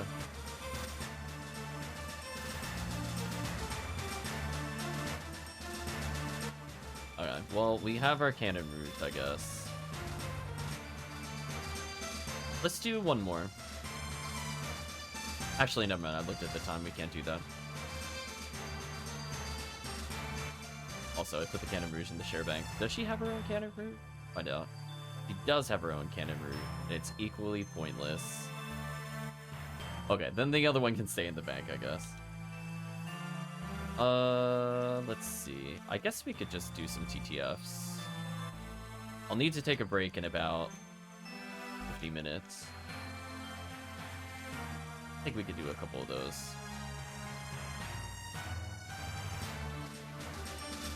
Do I really want to bring this character in? Shoot TTF, not really. I'm happy though, she gained almost 12 levels, I think, this event so far. So I do feel like she's at a point where she is usable in most areas. I think I will bring in more of the Hugh cast, because as I said before, I've been enjoying him. I don't feel like having chat carry me as the humor. But maybe you can humor me later with some Endless with him. So I'm gonna go ahead and swap out. If anybody has a solid ID for TTF, let me know. Otherwise, I could do Sky ID.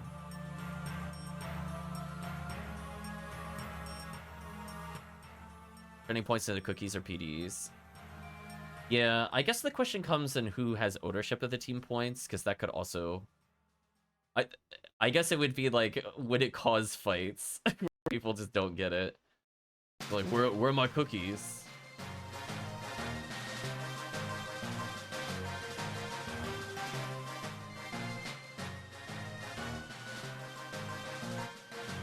So yeah, I think I could probably do 3 TTFs.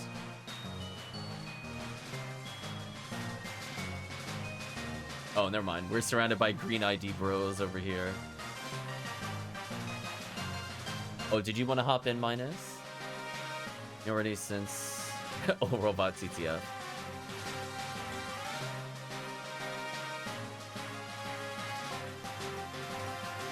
I guess. I mean, I'm not sold T-points. I think if it's literally in the game to get the cookies, T'd be like, where are my cookies?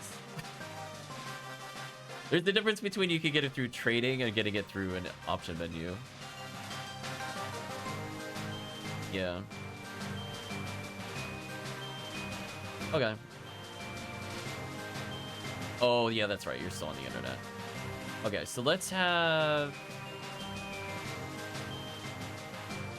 You know what, Chris? Why don't you host? I'm more interested in a red ID than a green ID at this point. We could try it, see how it goes, Murphy. And then if we don't like it, we could just bring in a force. I think it's always good to experiment a little bit. We have a lot of damage. We're gonna rely on the Ramar buffs, which will be interesting.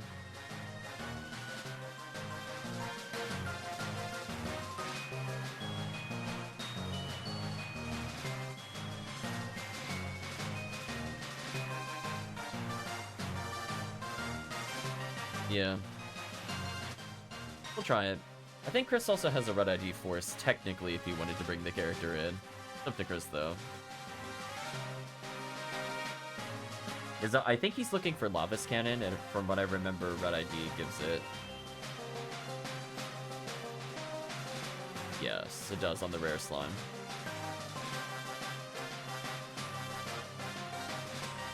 So we'll give it a shot, see how we do damage-wise. Should probably bring S-Red, but... Yeah, let me go grab S-Red just in case. We're gonna take a little bit on the first fight. I'm gonna put away... What am I gonna put away?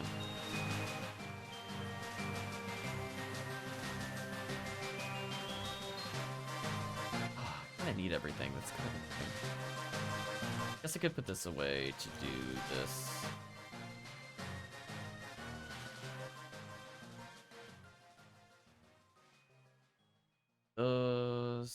This should be good. I was gonna say, when we play the all-cast party, we just whip out the S-Red. Yeah, I think Chris has a Force, a Ranger, and maybe a Hunter that's red.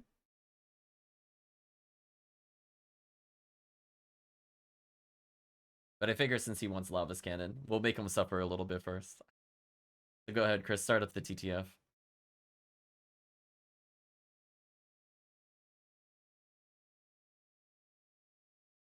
Yeah. Potentially you could swap out to a Force. But we'll try this first.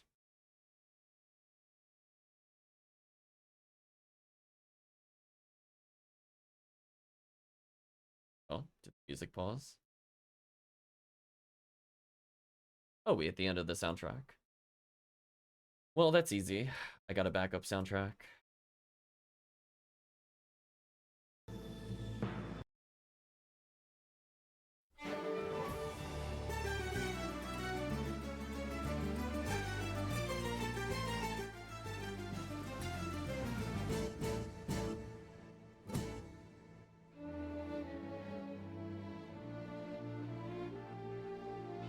Like how the enemies are just not spawned for me.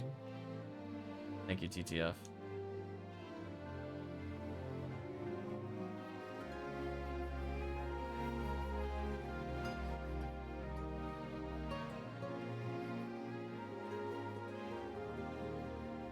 Chris is gonna have to buff us up.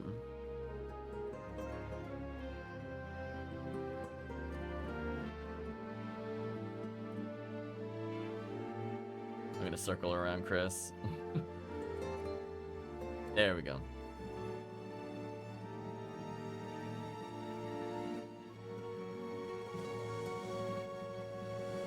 Ooh, only 13s. Oh, we gotta get you better. I didn't realize you were only using 13s. I would have grabbed some from the bank earlier.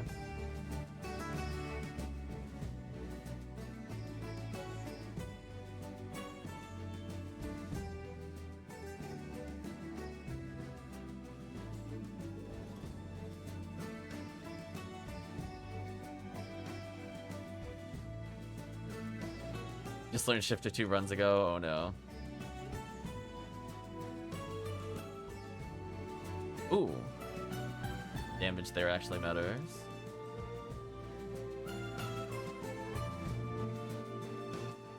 I feel like we've seen a decent amount of rare slime, and honestly I wouldn't mind another magical stone. Arista. I almost walked to the right place.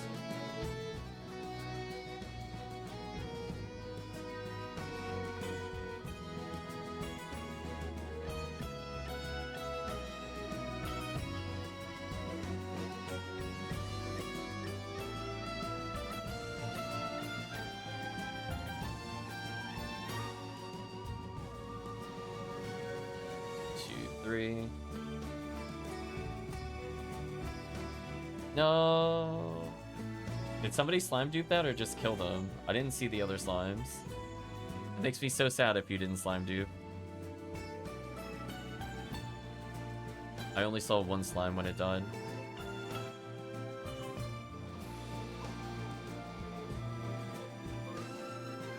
Okay, you dupe. Good, good, good.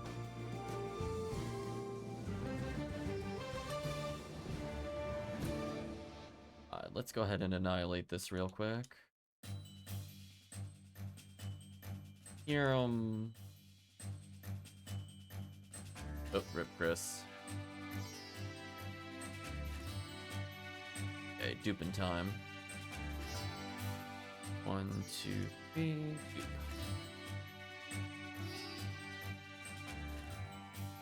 Aw. No rare slime.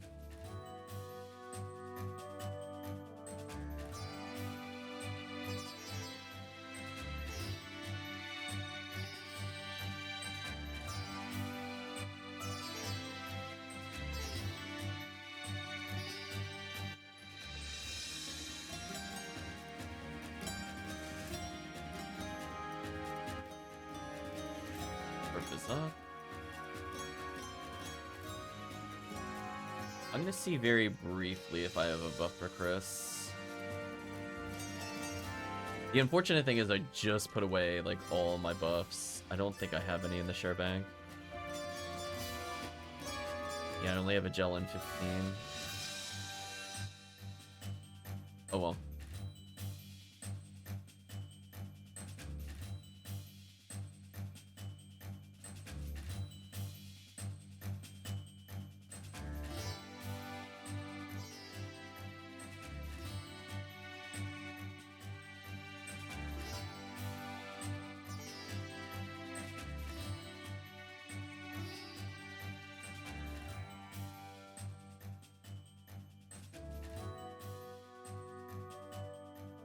My money's going for a good cause. Perish Worm Boss.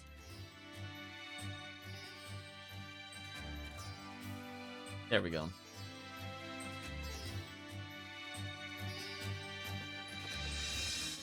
We have to get Chris's character another Cannon Rouge. I guess technically I could give Chris my spare Cannon Rouge if he really doesn't have one.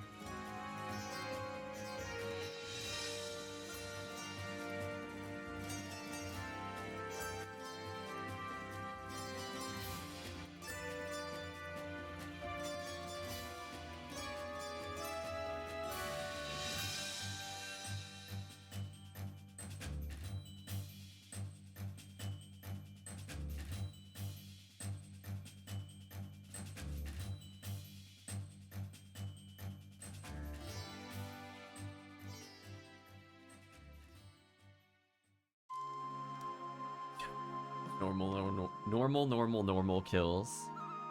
Also, I forgot to reset the game. I got distracted again. My bad, Sean. You've been listening without sound for the game.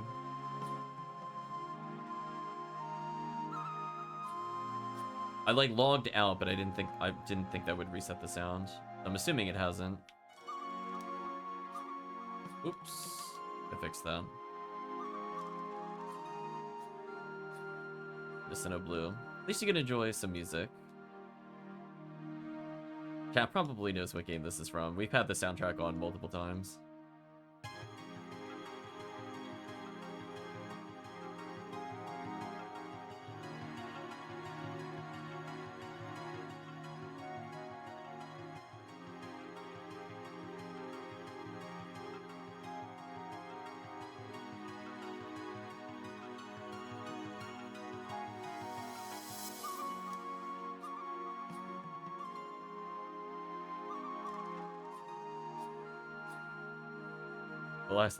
I love that it still remembered where I last played to, so I was trying to jump into like 6.5 hours on the soundtrack.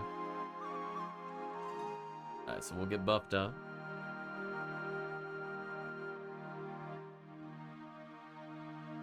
We'll let chat guess the soundtrack at the end.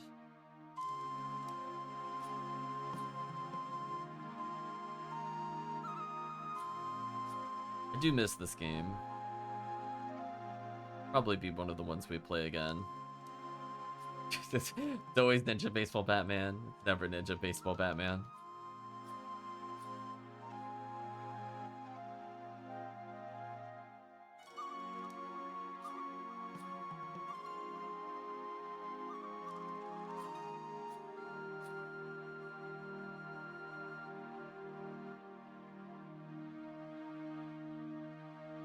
Wait. Oh, it's getting Cannon Rouge. I was like, how is it getting hit right now? Mandate to Heaven.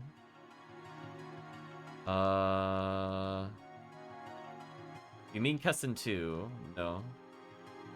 Although I do like that soundtrack. My boss.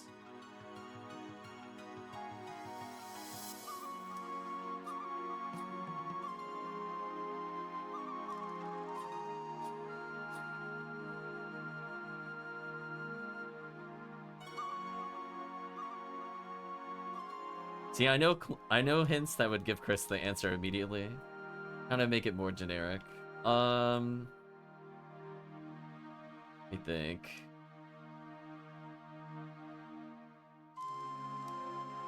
It is part of a game series. That should limit it down pretty significantly. And we've played it on stream before.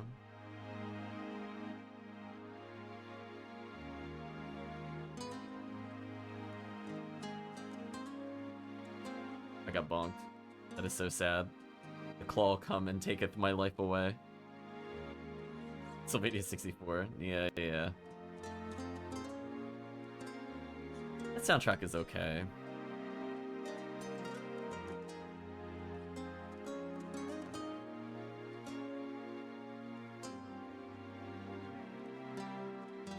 So now he can't do anything even if he teleports in. It's Mario and Sonic at the Olympics, you're right. Good call. Oh, chat's gonna get me killed. Good thing I was not injured earlier. That could have been really bad.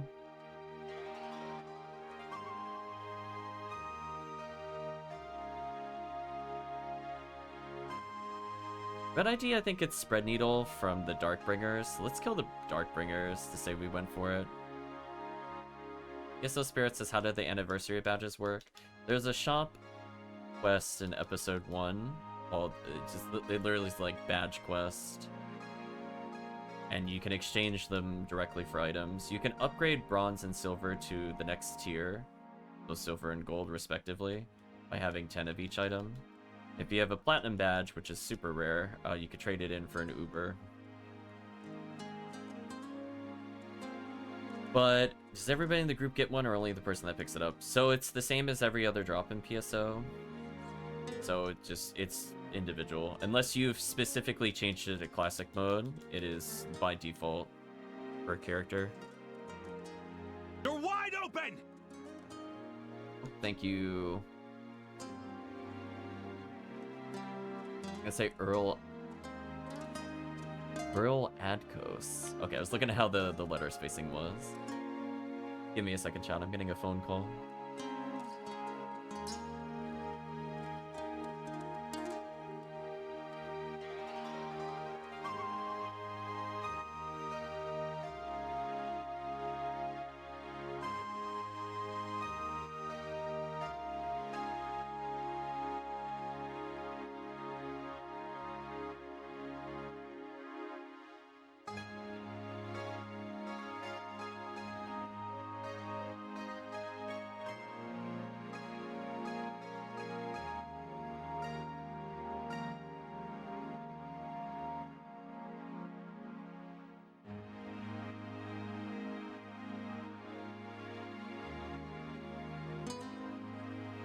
Sorry about that, chat.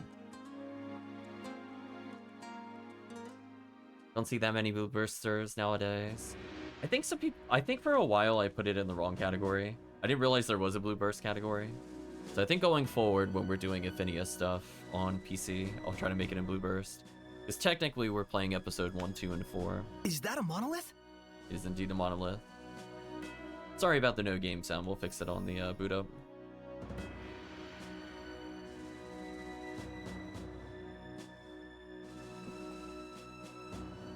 Should be an interesting fight. Although, oh, do I have red handgun? I don't have red handgun. Okay, now it's going to be a very interesting fight. This is going to be a double tap for everything. Hopefully everybody is doing well today.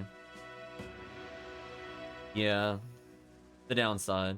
Without super buffs, charge ray gun is no longer strong enough to one tap. It's close. If it crits, it works, but...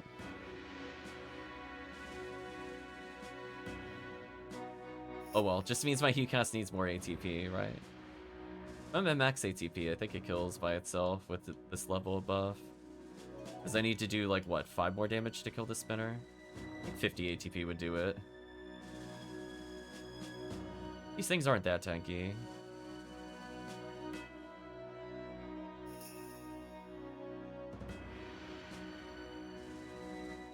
But yeah, we're, kind of wrapping up here. We're gonna take a food break in a little bit. That was just family confirming something before they come over.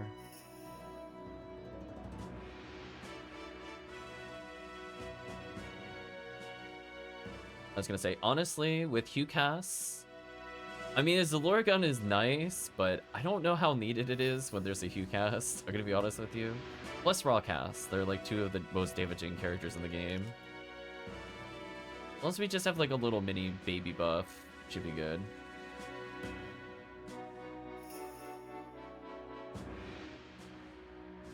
And we all got hit, that's unfortunate.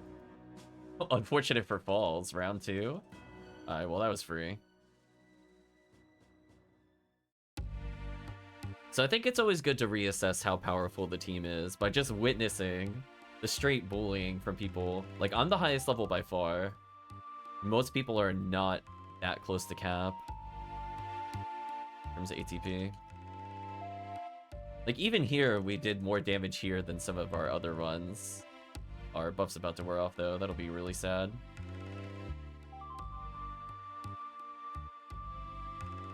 See, this is where we needed Chris's level 15. I'm gonna S-red myself. I was prepared for this exact moment.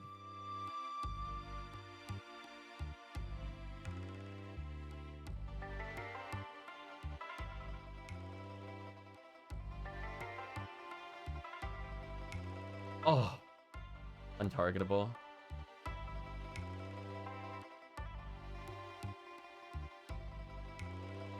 I mean, we should just go for the kill. We really should not stall this. Our team is not meant to stall this. Ooh. I will gladly moon atomizer you.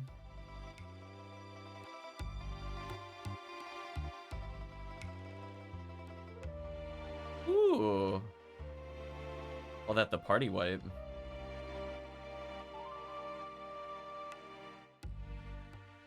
Alright, no more boss fight. Balls just said sit down to have the party. There we go. So yeah, so I'm gonna check to see if I have a shifted D-band. Honestly, I don't even think that was that bad. I think we just need a better shifted D-band by like 2 levels and we'll be okay. We honestly just needed 10 more seconds of buff.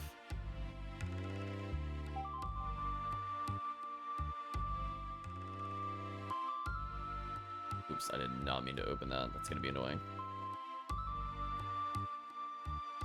Oh, there you go. Congratulations.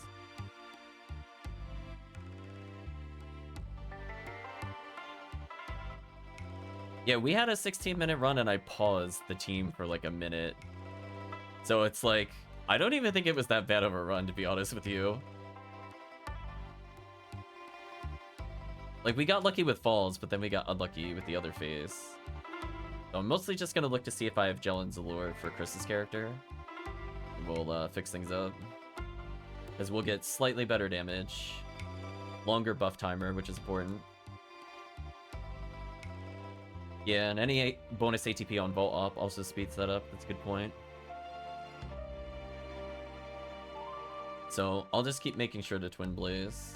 I don't even think I used that many healing items either. Yeah, I used like 3 Trimates. And that was mostly me doing dumb stuff into spinners. Like, that's where I took most of my damage. It's the stupid spinners, because I was half paying attention. So yeah.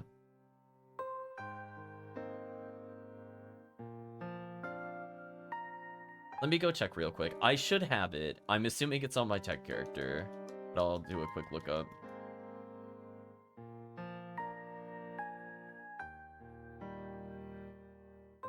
Congratulations to Marco.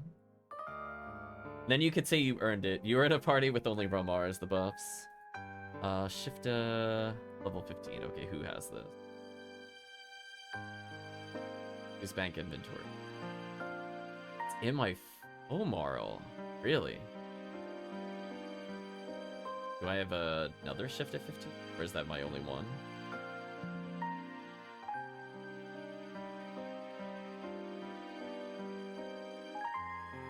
Also on my Fomar. Does he have a D-band?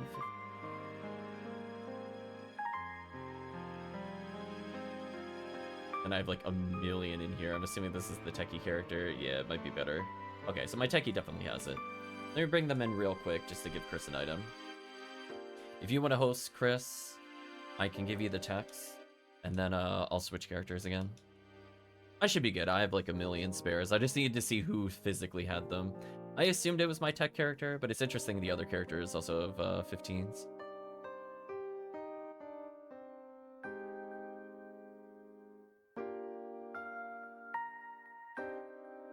Oh, okay, nice, nice, nice. Just need shifter.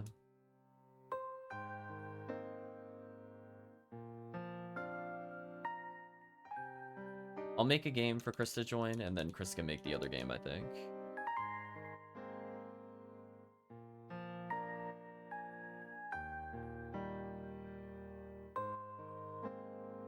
Even on no password.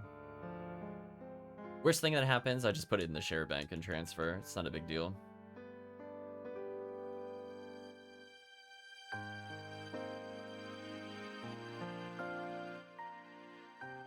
Are there any serious guesses as to which this game is? The soundtrack we're listening to?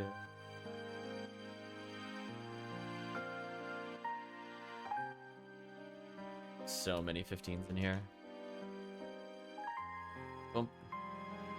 Nice. Let's close out completely to fix the sound.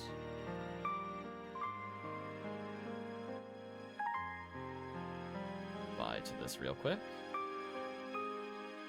That should hopefully hear it going forward.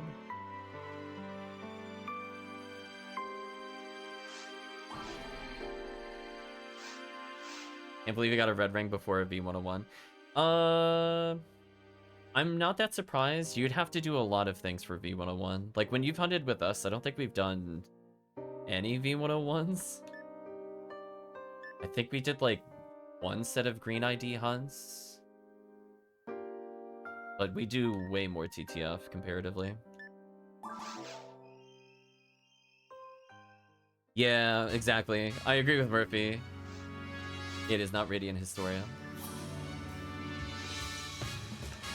Yeah, now you can't get it while playing. See, if we were doing it before the change, I would have been like, yeah, that's disappointing. Let's have Chris make the game. Dump out at silence. Alright, we're gonna give Chris a hint here. He'll probably get it. Queen Ashtray.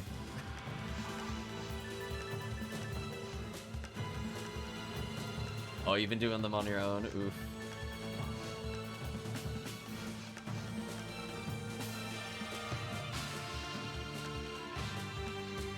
Praise be to the sun, Chris. So we get in 5 exactly.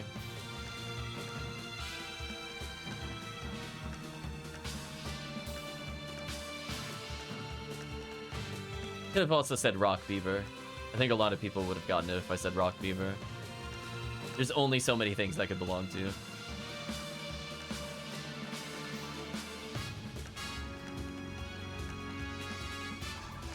That game was a lot of fun. It took a little while to get started, and I can see why people complained about the intro for sure.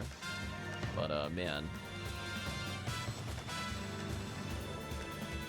None of the people were complaining the game was, like, easy and you didn't have to use all the systems, and I'm like, welcome to every Suikoden? Like, I don't know what you mean. What do you mean? None of them have been hard. Point is to have very quick combat, and it does. Sounds like something that should be in Shadow Hearts, true.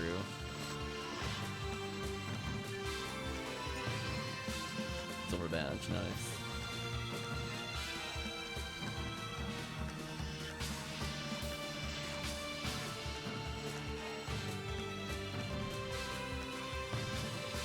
Trap. He was shot preemptively and I died for it. So sad. I was gonna say, I know I didn't hit my trap. Up us. Here we go. We know you got shifted 15. We believe in you, Chris. There we go. And we have like 20 more seconds of buff, which is actually somewhat relevant when we split up in mines.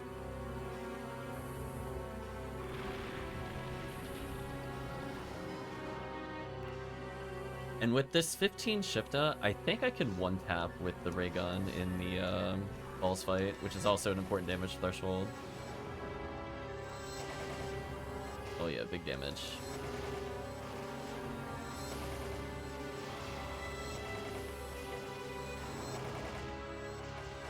Chris's character has gained 10 levels so far on stream. Seems about normal / right.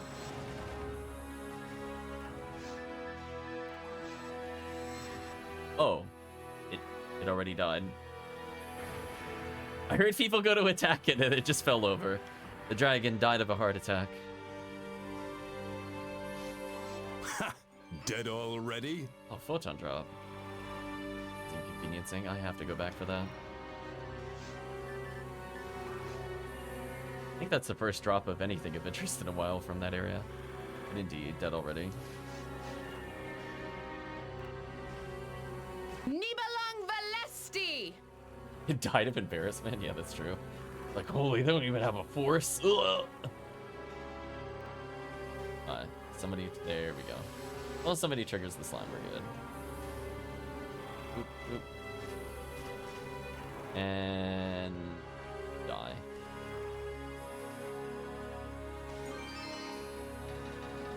Could have been a little early. Yeah, it was. Ooh, I should have died for that.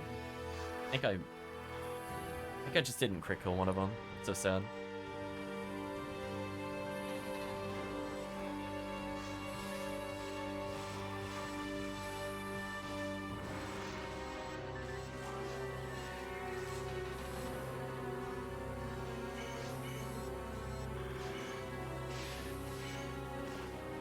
They're like, praise the sun as they get shot. Come on, rare slime. Give us the Lava's Cannon chance. 1, 2, 3.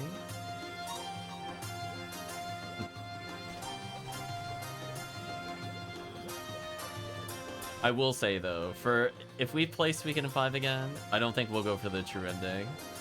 I think I'm skipping the Salt Trader chat. just spoilers. I don't think I want to play the Salt Trader. That was one of the most stupid recruits since Weekend. I don't want anybody to defend that nonsense. Legit RNG if he joins you.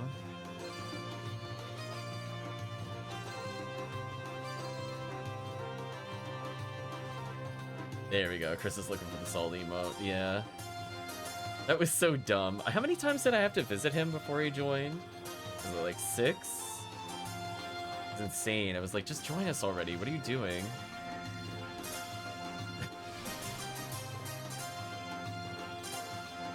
What a game.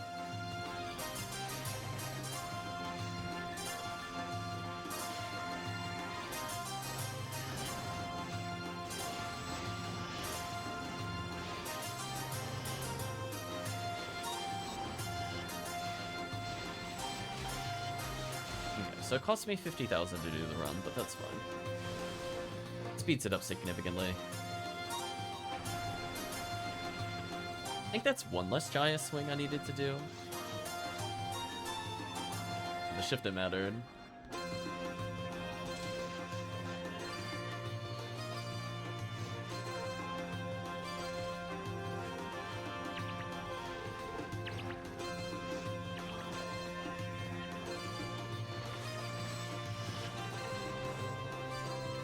Murdered him. Bonk.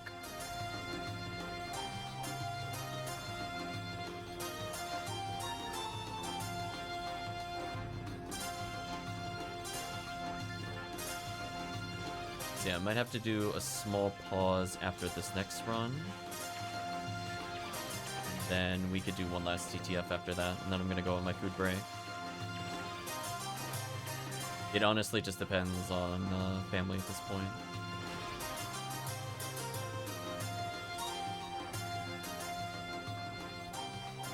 Could just drop in off a pizza. Just don't want it to get super cold or anything. And I gotta do some stuff afterwards. Rip Murphy.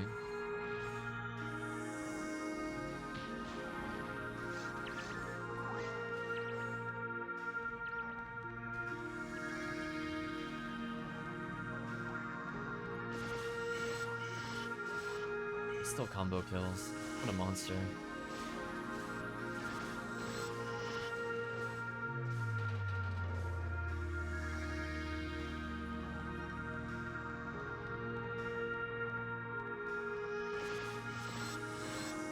There we go. Okay, so I think if Chris just ends up doing occasional spread needles... Oh, you're gonna let... Okay, that also works. Everybody's got the spread needle now. Never mind. We're good. Okay, so we'll let Perfect, you're even in the good position. I'll put a blaze on like the bottom left corner. So if it somehow goes to the third monitor, I'll slow it up slightly and do stupid damage to it. I do have a machine twin blaze. 15%. Not the best machine, but I'll take it. So if it decides to come over here, I'll stop it.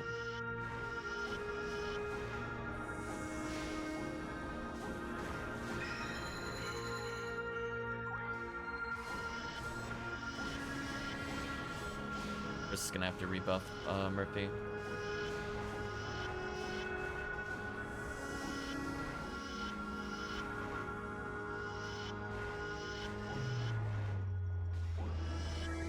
Where's the boss? Hello? What was that nonsense? How did it just dodge all those fireballs? Whatever. Nonsense. What a cheater. He's like hiding between screens for like 20 seconds. Unless somebody was cannon rouging, then that would make sense.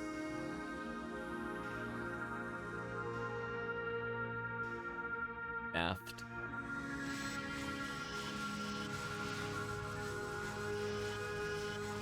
Ooh, that was a very favorable pattern. We'll take that. Nice level up. Every level matters. That try-maker.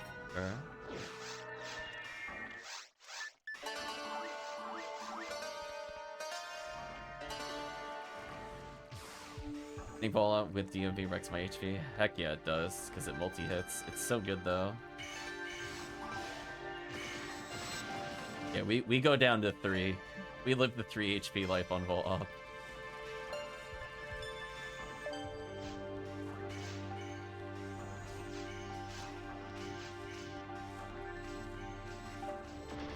Oh, out of range of the freeze trap.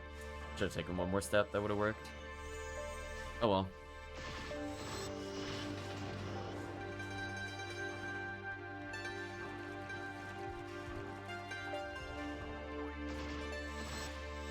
Yeah, still normal. Power kills everything.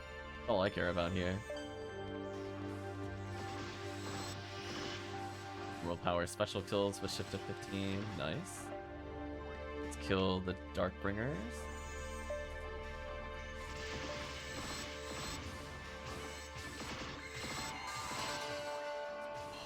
Just by a little bit.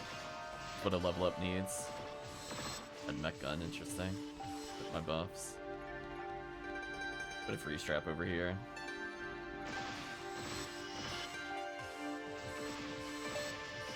Fine. Nope, no spread needle. At least there's like 4 attempts in a run. It's not terrible.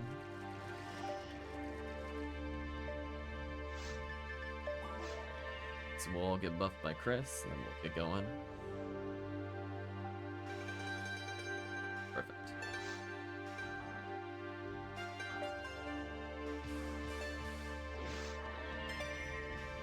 Is that a monolith? Chris Paws is the type wasting buff time to do monolith. I see what he did there.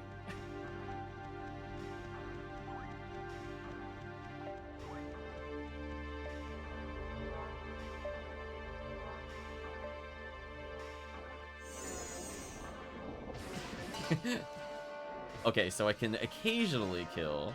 We see 2 levels of shift makes a difference. So if I just gain another 50 ATP, I think it's good. Or even 30, honestly. I only need to do 1 more damage on a bad roll. Oh, no, I need to do 4 on a bad roll. I lied.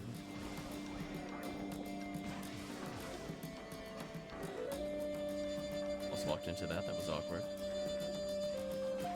You know... them becoming heat seekers mid-combo, annoying. Stop it. Say, wow, a large majority of them swarmed me there. That was kind of ridiculous. Unlucky damage rolls. We saw it can be between 294 and 302.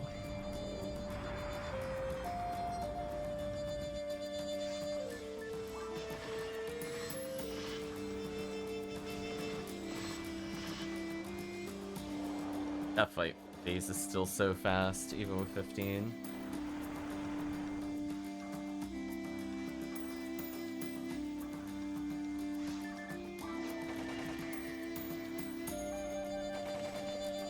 Damn, this could get annoying. Ooh, Chris was in the middle. That's not a good spot to be. Yeah, middle is the dead zone.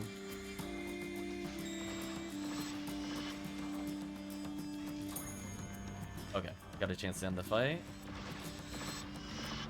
Why am I not targeting? Hello? Unfortunate. So, I'm the only one that didn't get buffed. Oh, Marco didn't get buffed. It's gonna be interesting. I'm gonna have to find Chris. My buffs are not gonna last long enough for this fight. I'll do what I can early, and I gotta go find him.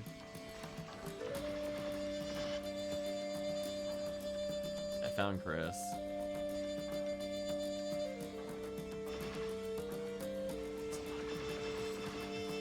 Fortunate. Missing twice cost a lot of damage there. My bad.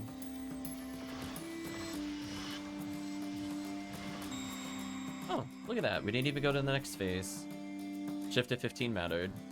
I'm a ghost. I'll take that.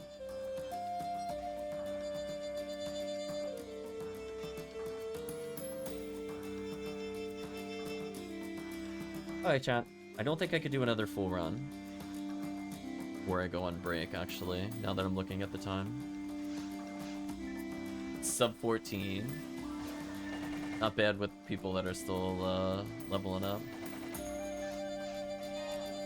Getting closer to my max ATP. It already feels monstrous.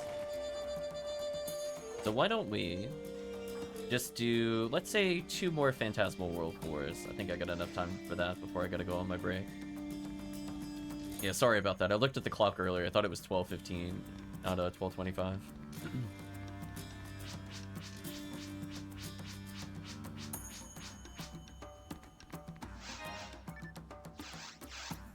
Okay. I'm just gonna go ahead and host. I'm not even gonna change characters. We'll do 2 of them, and then we'll have about an hour and a half break. Maybe more like an hour. I don't have to make food.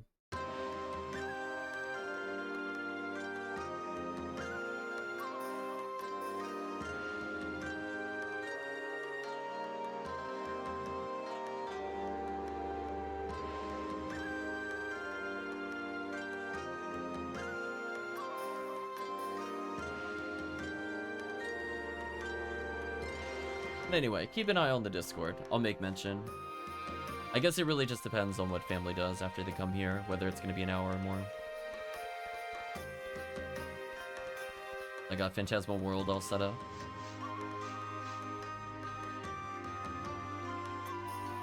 I already know we have all the damage. Chat doesn't even have to change out. We should be good. The Ramar shifter will be more than enough.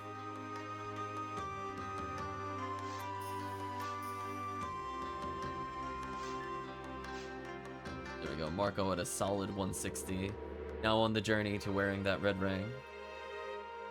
Even Murphy's character got real tanky.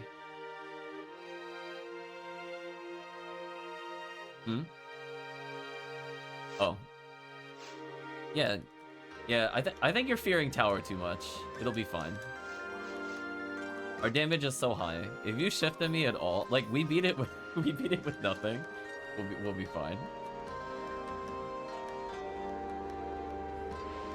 This is where we test our limits. I have like a near max ATP Hugh cast. We have 2 raw casts. We'll be fine.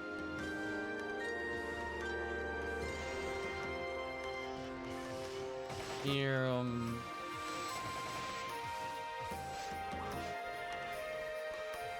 Here we go. I'm gonna go for the furthest Gibbles. Randall, huh? There we go.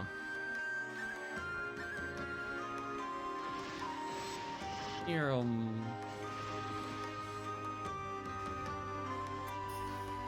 a silly run.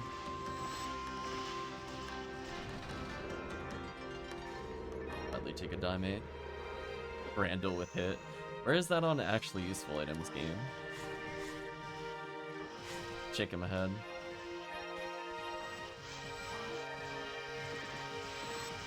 Here,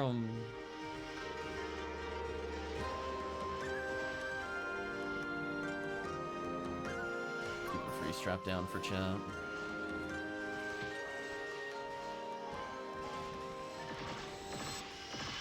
There we go. Nice and easy. Use the item again. Boy. So let's see 2 more. That should be at about time.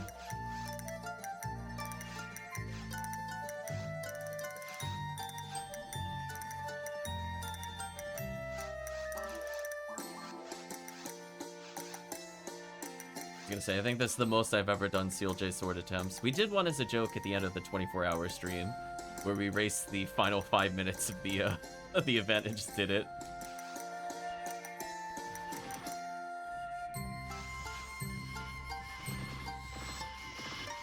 Free strap was way too far. My bad. Yeah, see, now we're just farming Ilgil. Just imagine me doing that run it over and over for that one Ilgil. He definitely did that, by the way. Purple ID. It was like shift of the lore murder.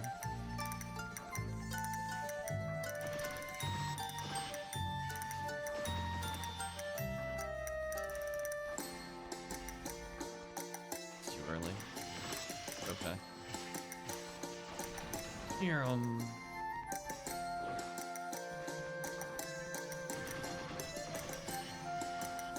yeah, there's certain parts of Tower I don't mind doing anymore. But I still don't enjoy doing it with Forest for the most part. Ucast, on the other hand.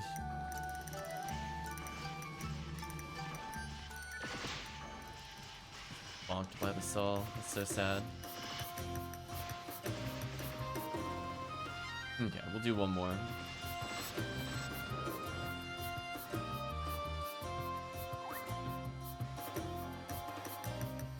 So it's my left trigger that's triggering it. I have to see why that is. It might be something with my default controls. Because I did switch computers, so I had to... I thought I ported everything over and then made one adjustment, but something's still a bit weird. It could be on the account itself. One of my confirms is not deleted.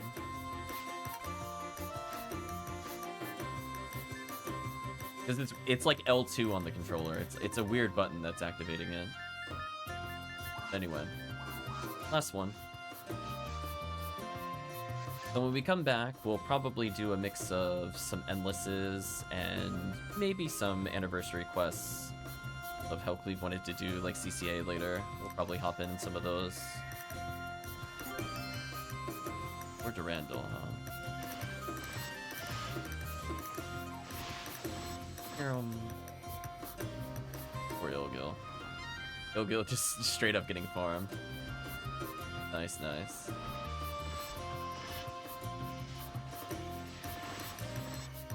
Good jump.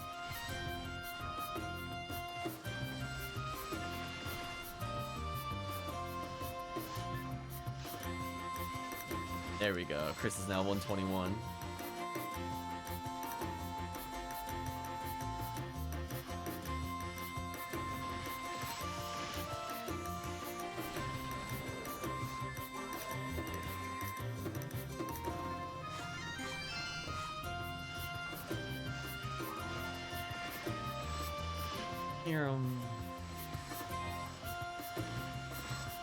Goodbye, Gaguias.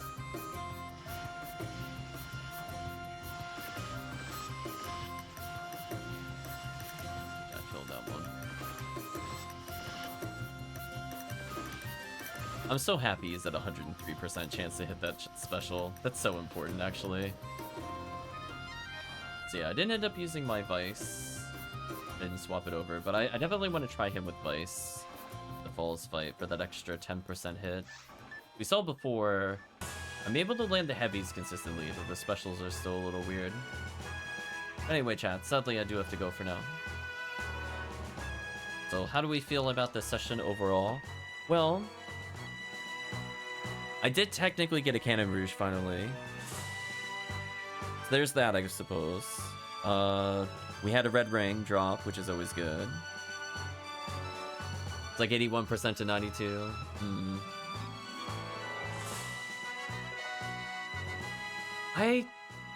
Are you sure it's 81%? That doesn't sound right. I imagine it would be like 75. The third hit adds a really big multiplier. So that only being 10% doesn't sound right. I imagine it's more like, if not, because I think my base minimum is 80, so it can't be 80%. I imagine it's closer to 75.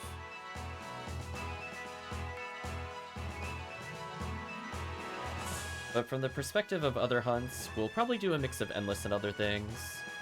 I guess I could do one last check at the anniversary event to see where we ended off.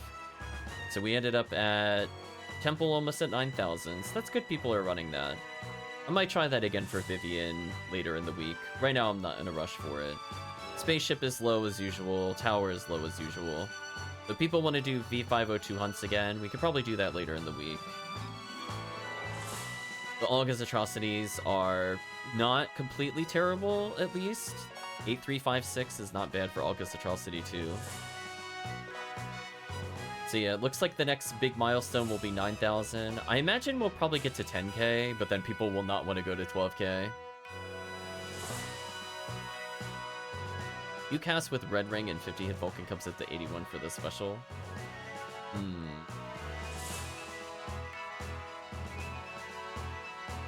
I don't think that's right, unless my reader is more strict than I thought. I will check real quick.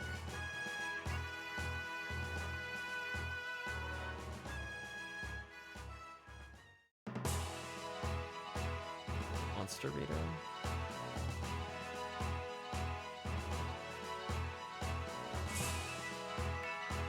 Yeah, because mine's set to an 80% threshold, but it doesn't pop up. Don't think that's right. In-game it says I don't have 80%.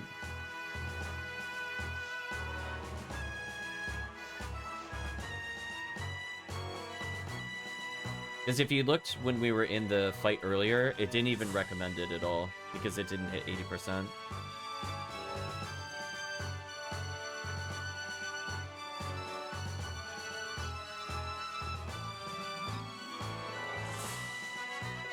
Yeah, I'm not sure if it's accidentally adding something for accuracy it shouldn't.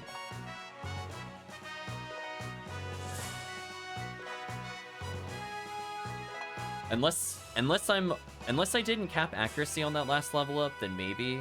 If you check with 190, Murphy, could you do that? If that puts it below 80%, that would explain.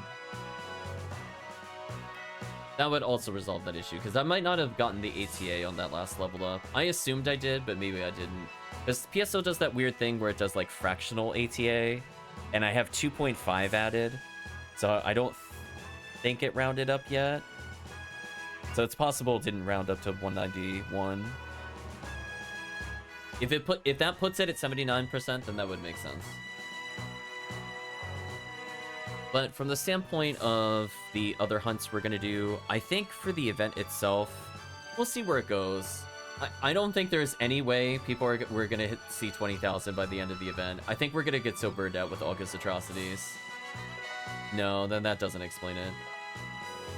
But from the standpoint of everything else, we'll see where it goes, I suppose. I'm kind of curious what the next big update is. If it's going in order, which it doesn't look like it is. The only thing we haven't seen in a while are rare drops, drop anything, rare enemy, or maybe badge. Might be 80% instead of 80% or higher, maybe. But anyway, that's all I have to say for now. We'll continue to do more mix of anniversary stuff and endless later. But for now, let's say goodbye to YouTube. So thank you for watching, and hopefully see you again in the next part, YouTube.